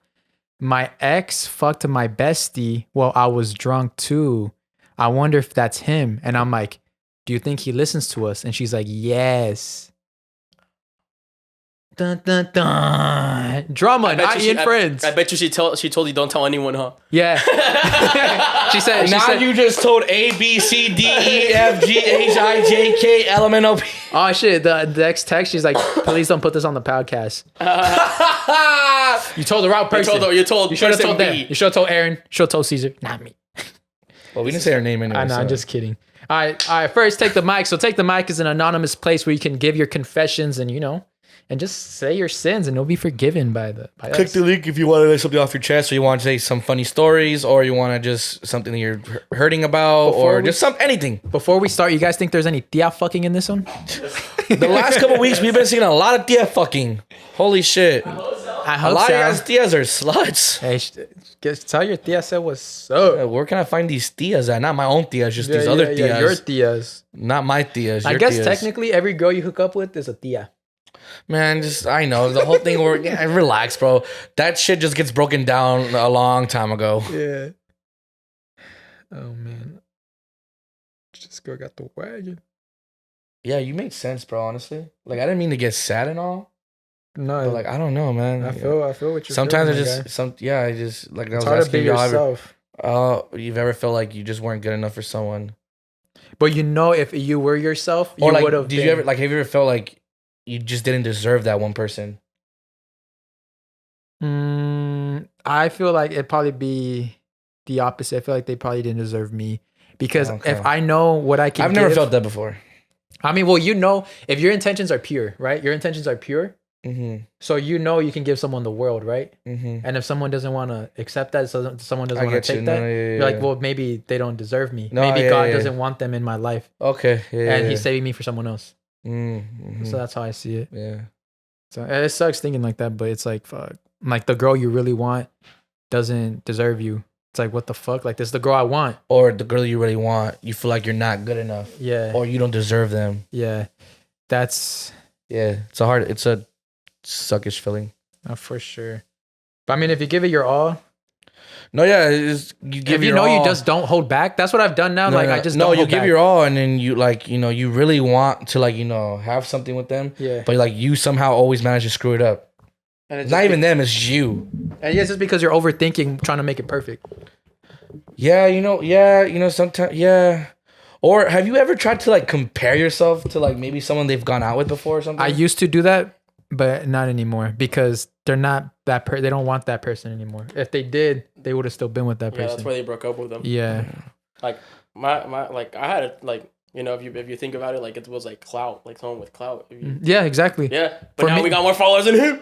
For me, it used to be like people with more money, people who work out all the time and just look strong. Bro, and I'm like, I just at me already, bro. Yeah, I just can't, And then what was I gonna say? Oh, I fucking forgot. I was gonna go somewhere. That you couldn't compare like yourself. Yeah, just not comparing. Okay, this is what I was gonna say. So there's preferences for everyone. Let's say I'm gonna ask girl A, hey, do you like me with long hair or short hair? And she's like, oh, I think you're hot as fuck with short hair. I'm gonna ask girl B, hey, do you like me with short hair or long hair? She's gonna be like, oh, I think you look hot as fuck with long hair. So at the end of the day, it comes to your personal decisions because there's always gonna be a girl that likes you for who you are, your personal decision. Mm-hmm. So that's why you should never change for someone, because if you change for this person, maybe this person would have liked you for who you are, and now you're not that person anymore. Or also it could be like where, let's just say you really like the girl and you've had those two different hairstyles, but she prefers one of them. You're gonna, you definitely like her. You want to be where she finds you, I guess, more attractive. I guess in the case, so you'll do it. Yeah, exactly. I don't think there's anything wrong with that because I mean, if you really like the girl, and she likes you. She just says, "Oh, I think you just look sexier with fucking long hair, whatever." So you're like, "Fuck it, I'm gonna grow my hair back because I like this girl. I want to be with this girl, so I'm gonna have long hair with dyed hair." So I'm in this predicament, and well, not in a predicament, but I was in something like that a while ago. But this girl had like bad taste. So I even told her, I was like, anything you tell me you like, I'm gonna do the opposite because that's fucked. Because you just can't. But she's doing that on purpose. So exactly. So no other girl thinks I'm hot. Yeah, right. Yeah. And then yesterday I stumbled across an old friend and she saw like my little, I don't know if y'all can see it. Yeah, the goatee. There it is. It's a little bit, And she was like, "What the fuck is it on your face?" And I was like, "Oh my god, that shit looks hot." And then she was like, "You need to shave it." But I don't know. I haven't talked to any other girls, so I don't know. You guys ever? So y'all tell me, like, it looks good. So that happened. Okay, have y'all ever been like, let's just say you talk to a girl, you've been on a date with a girl. Let's just say, right? Have you ever, like, how you're insecure about some shit? Have you ever had that girl like point out your insecurities right in front of you? So kinda, but like, I mean, multiple of them. Like, but she's not trying to like make you feel insecure. She's just pointing out stuff, and but that's stuff that you're insecure about. I'm not insecure about my height, right? But like, so like, girls like, oh, you can't reach that. Like, is that what you're talking about? Like, I would be like, no, bitch. I'd be hot. I'd be like, nah, call your mom. Like, she's taller. So I've met two girls that have brought out my insecurities, but in good ways. So I have like really hairy thighs. Man, look at my fucking thighs, bro. And this girl, look at his fucking thighs. This girl saw my thighs, and she was like, "Oh wow, I love your thighs. I love like hair. I love hairy men." And I was like, that's crazy. Damn. And like it made me feel good. I was like, "Oh shit, like yeah, like I have hairy thighs. It's dope." You're like, "Yeah, what's up, dude? What's up?" And start wearing 6-inch seam shorts and shit. Oh, it's because I turned off the. Okay, connection lost, by the way. And then the second girl. So I have like, if you zoom into my face, and I'm not gonna zoom in. I just have like pores. Like I have a lot of pores. And then this girl, she told me, she's like, hey, you have really nice skin. And I'm like, the fuck? Like, okay. I never look at my skin like, oh, I have nice skin. Being nice, I guess. Yeah, I was like, you fucking tripping. You're lying. You're lying. You're just being nice. Oila. So I was like, what the fuck? So that was that. But I mean, when girls, what's the insecurity that I'm just trying to think of a girl said something and it made me feel I've been told once. What? I've been told before. I think she was just observing you? Observing, or she just observed it, or... Yeah, she observed it. She said, gosh, Aaron, you have a fat cock. Right. You're like, stop, I'm insecure. Yeah. Aaron's like, stop it. No. I know the damage I can cause. No. None of that. Mine's just small. Anyways, I was just sitting there. We were just chilling. We were talking. And at one point, it just got kind of quiet. And then we started talking again. And she, like, I was talking to her. She just, like, out of nowhere said, you breathe really loud. And I was just like, oh my God. I was like, I didn't even know I did. I thought I was breathing normal. My brother be doing that shit to me. I be eating and he's like, why are you breathing so loud? Because I'm fucking chewing and I'm not, fuck you, I'm man. through my nose. I'm breathing through my nose, man. Fuck. Breathe so loud for it, bro. Fuck. I hate girls that are like super observant. Have you ever just seen a girl just kind of just observing you and staring at you? I'm like, what the fuck you want? Shit makes me nervous. Yeah, it makes me nervous. It makes me tingly. Is there a girl right now that makes you nervous to hit up? I'm in that predicament right now. Nervous to hit up? I want to hit up some girl, like, just to say, what's up? Oh, to shoot your shot, you're nervous? I'm like, I don't know. That's the best feeling. I'm nervous. Because then you shoot your shot and you throw your phone like 10 yards. I haven't done it. I throw my phone, bury my face in the pillow. You have to. You send it, you're like, I'm like, it's an amazing feeling. I'm gonna have to try it. But how do you hit on a TikTok girl? TikTok girl? You gotta do a TikTok dance. Yeah. And you gotta add her at the last. You gotta talk in all slang too. You just gotta start. You gotta learn the dances. To be honest, if you're going to date a TikTok girl, you gotta know the TikTok dances. I don't think she's even a dancer. Like I don't really follow her TikTok like that. I wonder who this is. I wonder who it is. I know who it is. The fuck, I'm stupid. I know who it is. I know who it is. Yeah. I'm just playing dumb. I'm just silly goose. Let me see. I'm a Because silly willy little goose. how would you approach this situation? How would you guys know? It's with her humor. I mean, she has specific. Oh, we type do of have humor. and we're like laughing a lot. So maybe my humor's just there. She's got specific type of humor, so you gotta take her with that type of humor. Okay. So I need to just study her a little bit. pick that up. Like you pick it up. It's pretty easy. Her humor, it's like her humor is like it's kind of fucked in a way. Yeah. You guys will get along. Yeah. I think I had a girlfriend back then. Yeah, I did. So I think so. Just remember, don't wear a hat on the first date. Everyone ship. All right, According to her. Everyone go in her comment section and put Cesar said what's up. Oh my God. All right, here's her name right here. Don't put it. You're making me sweat in my seat. Actually, I'm just gonna put a link. You're making me shake in my boots. I'm gonna link the episode. Yeah. Hey, or just comment on our videos. Hey, you and Cesar will look cute together. Yeah. Just sprinkle it. Caesar's your nalgón. Caesar's your nalgón bonbon. Just sprinkle it. You know, we got a secret guest one day. Oh. No, we just gotta bring her on as okay. Oh yeah. All right, okay, now let's go back and take the mic. So Take the Mic is a place where you guys can send your anonymous confessions and all the stuff you want to tell us. So first off, we got... Why am I doing all of this? What the fuck? Because it's Pride Month. That's why I dyed my hair. All right, anywho. Hey, guys.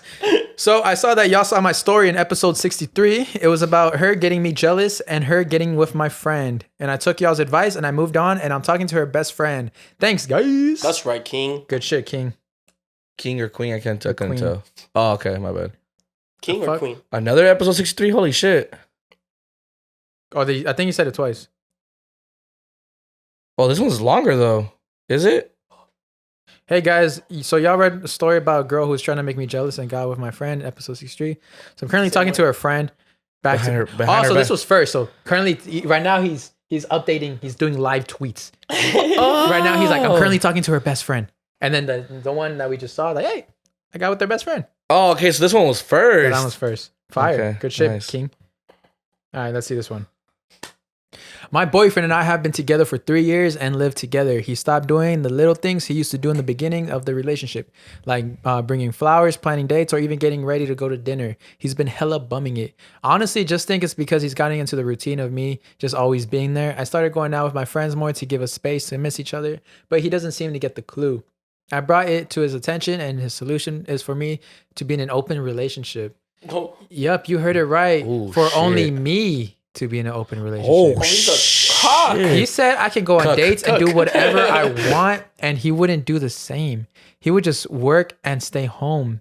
The catch is for him to know about it or find out about To not know about it. Oh, to not know about it and to find out about what happens on, or about to the catch is for him not to know about it or to not know what happens on these dates. Yeah. I honestly think this is just a trick to see if I would ever consider it. I'm not to the point of desperation to be wanting to find attention elsewhere anyways. Is this normal guy logic? No, it's not. But Fuck no. if you want to find out, We could take you. All three of us can take you on a date together. yeah, and then just see how you feel. That way you trust Nah, us, right? You trust us. And it's not with a random And stranger. Aaron can't even really go, but he'll go, so it'll be like a friend date. Yeah. So, yeah, fuck it. Nah, But he sounds like a okay. cuck. Yeah, he sounds like And that's a real thing. like a cuck. It's like a kink. Yeah. But, all right, let's see what. Just let him work for you, queen. Enjoy Holy enjoy shit. the little things. All right, let's read it. Everyone get comfortable. Everyone get comfortable on this one. Y'all eyes opened up. I don't know what's behind me. Is it like really It's- that long? it's Oh long. shit. Hey guys, I've recently discovered you guys and I have been listening to you guys, especially at the gym. Hopefully, yeah. hopefully we get you pumped, Get my those boy. fucking gains, my boy. Or my girl. Or girl. whatever you Get are. those gains, G. So my ex and I dated for about 2 years.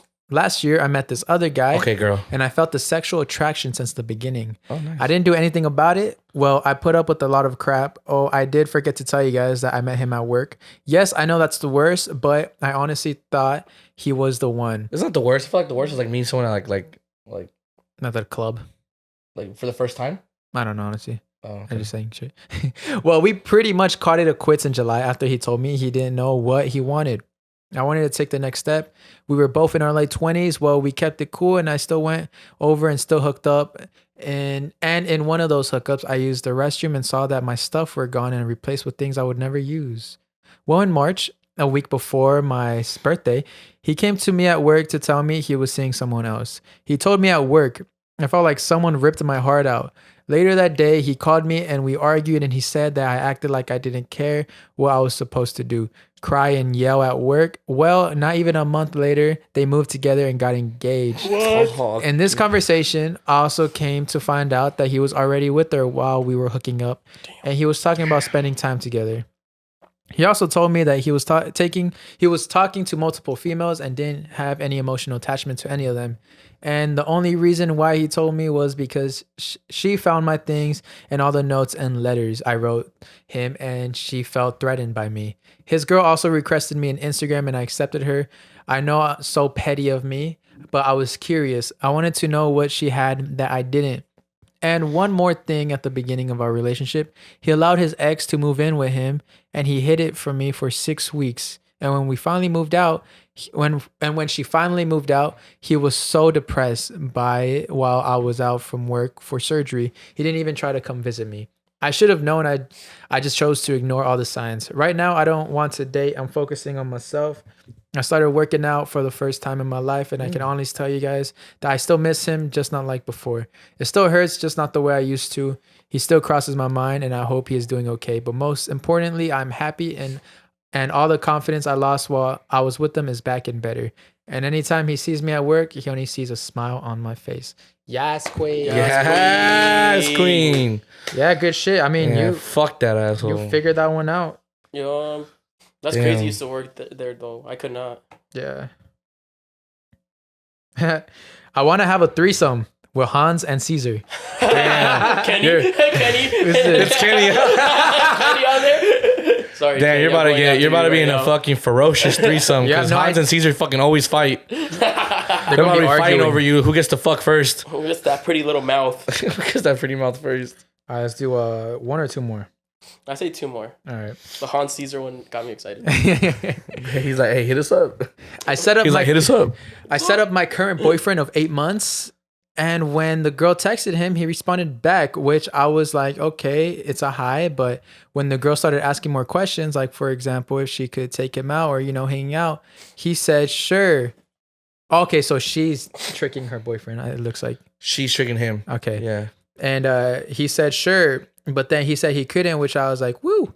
She asked if he had a girl and he says, yeah. The girl said, okay, I'll let you go. He said, just as long as I don't overstep, it's okay. She then asked how long until he planned on leaving me, and he then said, I don't plan on leaving her, but it can go wrong. I was left shocked when the girl sent me the screenshots of it. She was 19, he was younger, and am I in the wrong for setting him up? I confronted him about it, and he said he did nothing wrong. And he said that he said he wanted to hang out. He never wanted to hang out with her. And I still have the screenshots still. We got into a disagreement, and I was cussed out. I'm in the wrong, or is he? Or you're in the wrong. Completely. I think you're in the wrong. You should never do that to a person. Yeah, because it looks like if you're a cheater, you're gonna do it. So you're just gonna hurt your own heart. Yeah, you definitely did not trust him. You know what's funny? And he proved you wrong. He should leave. And the only thing he said, he's like, I don't plan on leaving her, but it can go wrong, which is valid. Like, it can go wrong. It's a valid reason, yeah. You know what's funny? My ex-girlfriend used to do this to like the guys that she would talk to. Really? Yeah, and she never did it to me, but if she would, I probably would have never dated her because you know me. Yeah. You think I was gonna miss out the opportunity? For sure. And it would have been her fault. I'd been like, you know how I am. Yeah, honestly, I know you're a friend of ours, but you were in the wrong. I'm sorry. Yeah, don't test people. Just let them show you who they are. Yeah. You know, at the end of the day. Should we test Aaron? Jesus Christ. Test me on what? Like that. How would you? Well, I'm cheating on you guys or what? Yeah, we'll send you a DM from a different podcast, a bigger podcast. You want to fake account and shit? Hey, like, buddy. I'm not gonna... Hey, buddy, we've seen you on I.E In Friends. Would you like to join our podcast? Friends of the I.E. Oh, this one's a good one. Okay. It's a quick little good one. Last one. I'm gonna need Cesar and Saul to make out. What's up? I can see how long it is, bro. I'm gonna need Cesar and Saul. It's the chapstick, bro. That shit gets you hot. I'm gonna need Cesar and Saul to make a how-to fuckboy book for people like me with no game. A book. Let's do a little comic book. Funny. Make a comic book with Ruben. Comic book about how to fuck. Bro, you know what though? I feel like my boy, you don't need to be a fuck boy. Ethically, it wouldn't be right for us to do that. The Marvelous Misadventures of Cesar and Saul and the fuckboyeries. I don't know. And the search for the fuckboy clam. Yeah. And I'm like the side character telling you, don't do it. You're like don't go on that journey. You're the villain. You're the villain. Yeah, you're the villain. But in reality, you're actually the good guy. But in our world, you don't want to see no bitches. You're like, no bitches for you. No, I'm like, no, don't treat him like this. Yeah. Don't tell him you love him if you don't love him.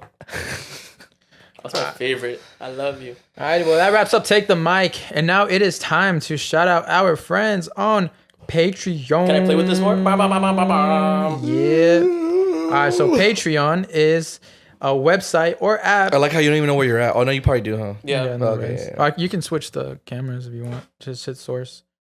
So Patreon is we upload an extra episode every Friday on Patreon. You can go patreon.com/I.E In Friends or download the app Patreon and find us at I.E In Friends. Sorry, I'm burping. Look at y'all go. All right, first. Oh, look. Oh, dude. Oh, you got double. Try to get yourself. Look, press it again. Okay, you see how we're the top right corner? Press it. Try to get yourself in the same screen. All right, let's see. I think for Patreon, I think it will work out. All right, I can figure it out. Try to figure out while we read this. All right. So first, that shit turned off. All right, we're gonna start off with our sneaky links while Cesar is trying to figure that out. This is gonna be fun. First, we got the good Isaac. What's up, Isaac? What's up, Daddy? We got Ramon Fuentes. What's up, Ramon? We got Eric. What's up, Eric? Got Mitzi Ramirez. What's up, Mitzi? City Boys. What's up, City Boys? Valeska. What's up, Valeska? Want to read it? I think I might know how. Okay. Because I think I've done it before. All right, guys. Bro, I'm going to learn. Leave me alone. Don't you touch my key. I'm going to sock you, bro. Shout out to Luis Manuel Torres. Shout out to my Luis. Shout out to Monica Larios. Shut up, bro. Shout out to Kim, aka your girl KK. What's up, KK? Shout out to Ricardo Gomez. Shout outs to Rachel Perez. Shout outs to Virginia Montes. Shout out to Gio Castro. What's up, Gio? Shout out to Alexis Munoz. What's up, Alexis? Yeah, it switches. Shout outs to Karen Cespedes. What's up, Karen? Shout out to Isaac Kairu. Keep it on yours just so you can be in the same shot. Shout outs to Antonio Salcedo. What's up, Antonio? Damn. Shout outs to Dre. What's up, Drake? Shout outs to down there. Howdy. How do I make you guys bigger? I don't like myself being. I don't know. I'm so center And of attention. I've been wanting to become bigger. Hell yeah. I've heard your shit like My shit. the size of a liquid death can, huh? Nah, my shit is small as fuck. All right, continue it. My shit tiny. Yair Quintero. Shout out to Yair. Shout outs to Luis Garcia. Shout Shout out Luis. Little Dick Gang. Shout outs to Gonzalo Cisneros. Gonzalo. Shout outs to Enrique Pascual. Shout out to Enrique. Shout outs to Eduardo Martinez. Shout out to Eduardo. Shout outs to Where's the Addy? Where's the Addy? Shout outs to Dalia Garcia. Shout out to Dahlia. Shout outs to Albert Vasquez. Albert Vasquez. What's up, Albert? Shout outs to Pink Gucci Bucket Hat Podcast. Y'all there? All right. Y'all there? We're up there, yeah. Are we down here? Now we down here. Oh, we're down here. Now we're down here. Now we're over there. Oh, where am I gonna go next? Okay. Shout outs to Mexican Yeezy. Makes it look so easy when really I'm so deceiving. Shout outs to the homie Crucito of East Los. What's up, Crucito? Shout outs to Dyra Houses. What's up, Miss Houses? Shout outs to Eliseo Cuatle. What's up, Eliseo? What's up to Elia Aguilar? Elia Aguilar. Shout outs to Eric Maldonado.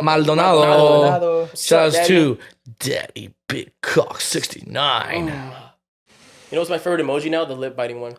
The one I sent Saul last time. It's just cute. Shout outs to my favorite one, Aaron. Get your bitches up 909. Sir, I'm sorry I've been laying you down for all these fucking months. He's lying, bro. He's lying, bro. I'm not lying. Aaron, Shut the fuck up, look at me in the guys. fucking eyes. Shut the fuck up, Look at me in guys. the I'm not motherfucking lying. eyes and tell me you don't got no You're lying. bitches. Shout outs to Felicia Shout out to Torres. Felicia. Shout outs to Angel Tectocuatse.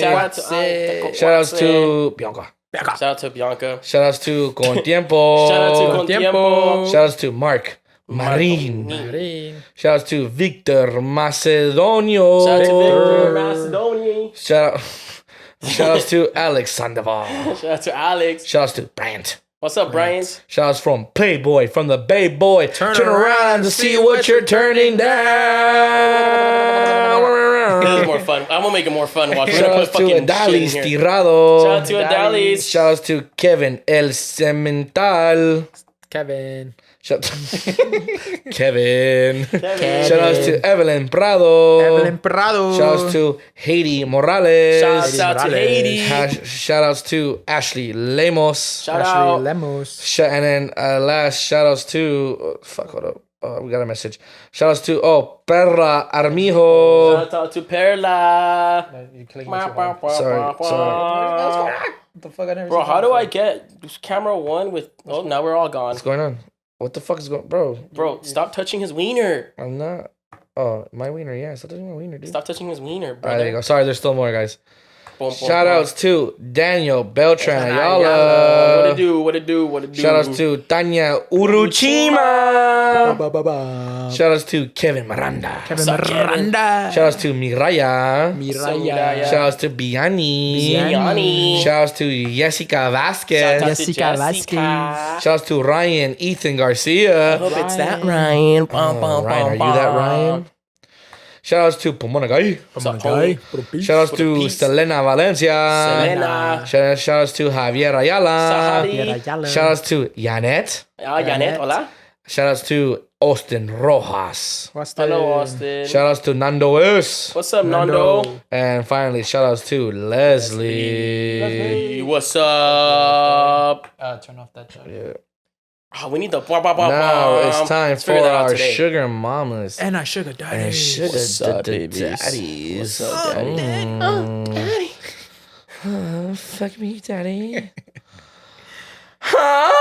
Who we got? Ready? We got Lucero Chavez. Shout Shout outs to Jesus Guzman. out to Jesus. Shout outs to Maria Felipe. Felipe. Shout outs to Raquel Cerda. Shout out to Raquel. Shout outs to Momble el Diablo. Shout outs to birthday boy Reza Ramon Hedges Flores. It's your birthday. Shout outs to, here we go again, Jay-Z. Shout him out. Iris and Ingrid. Shout out to the Inus and the Inus and the Isis and the anus. Isis and the Anus. In my anus. Shout outs to Sandra Gonzalez. Shout out to Sandrita. Shout outs to Oscar Martinez. Oscar. Felipe Chavez. Shout out to Felipe. Enrique Perez. What's up, Kike? Shout outs to Joel Ortega. Shout out to Joel. Shout outs to Liliana Juarez. Juarez. Shout I outs didn't record to myself doing that. Dang it. shout outs to David Ramos. Shout out to David. Shout outs to Ramos. Eileen. Shout out to Eileen. Shout outs to Bradley Lopez Martinez. Shout outs to Angela Santoyo. And of course, last we have M. Shout out to him. Thank you guys so much for being our Patreons on Patreon, being our best friends, our sneaky links, our friends with benefits, our sugar mamas and sugar daddies. We Now, appreciate you guys. finally, that's for the right. last one, Forgot, I'm sorry. Boom, boom. we boom, have boom, boom. the bottle service section.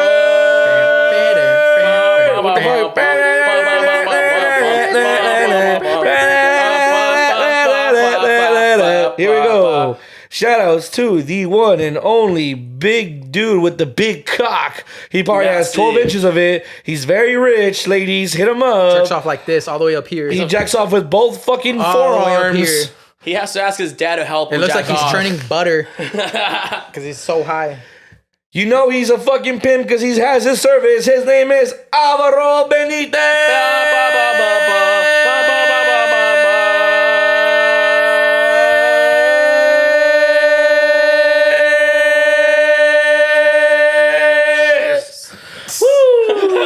God damn. That was fun. This Shout out keyboard's to you, my really boy. fun. All right. Thank you guys again for being our Patreons.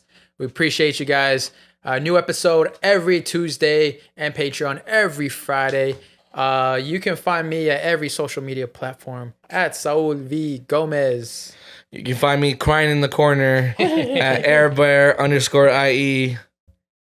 And y'all can find me at Instagram at I Know Cesar.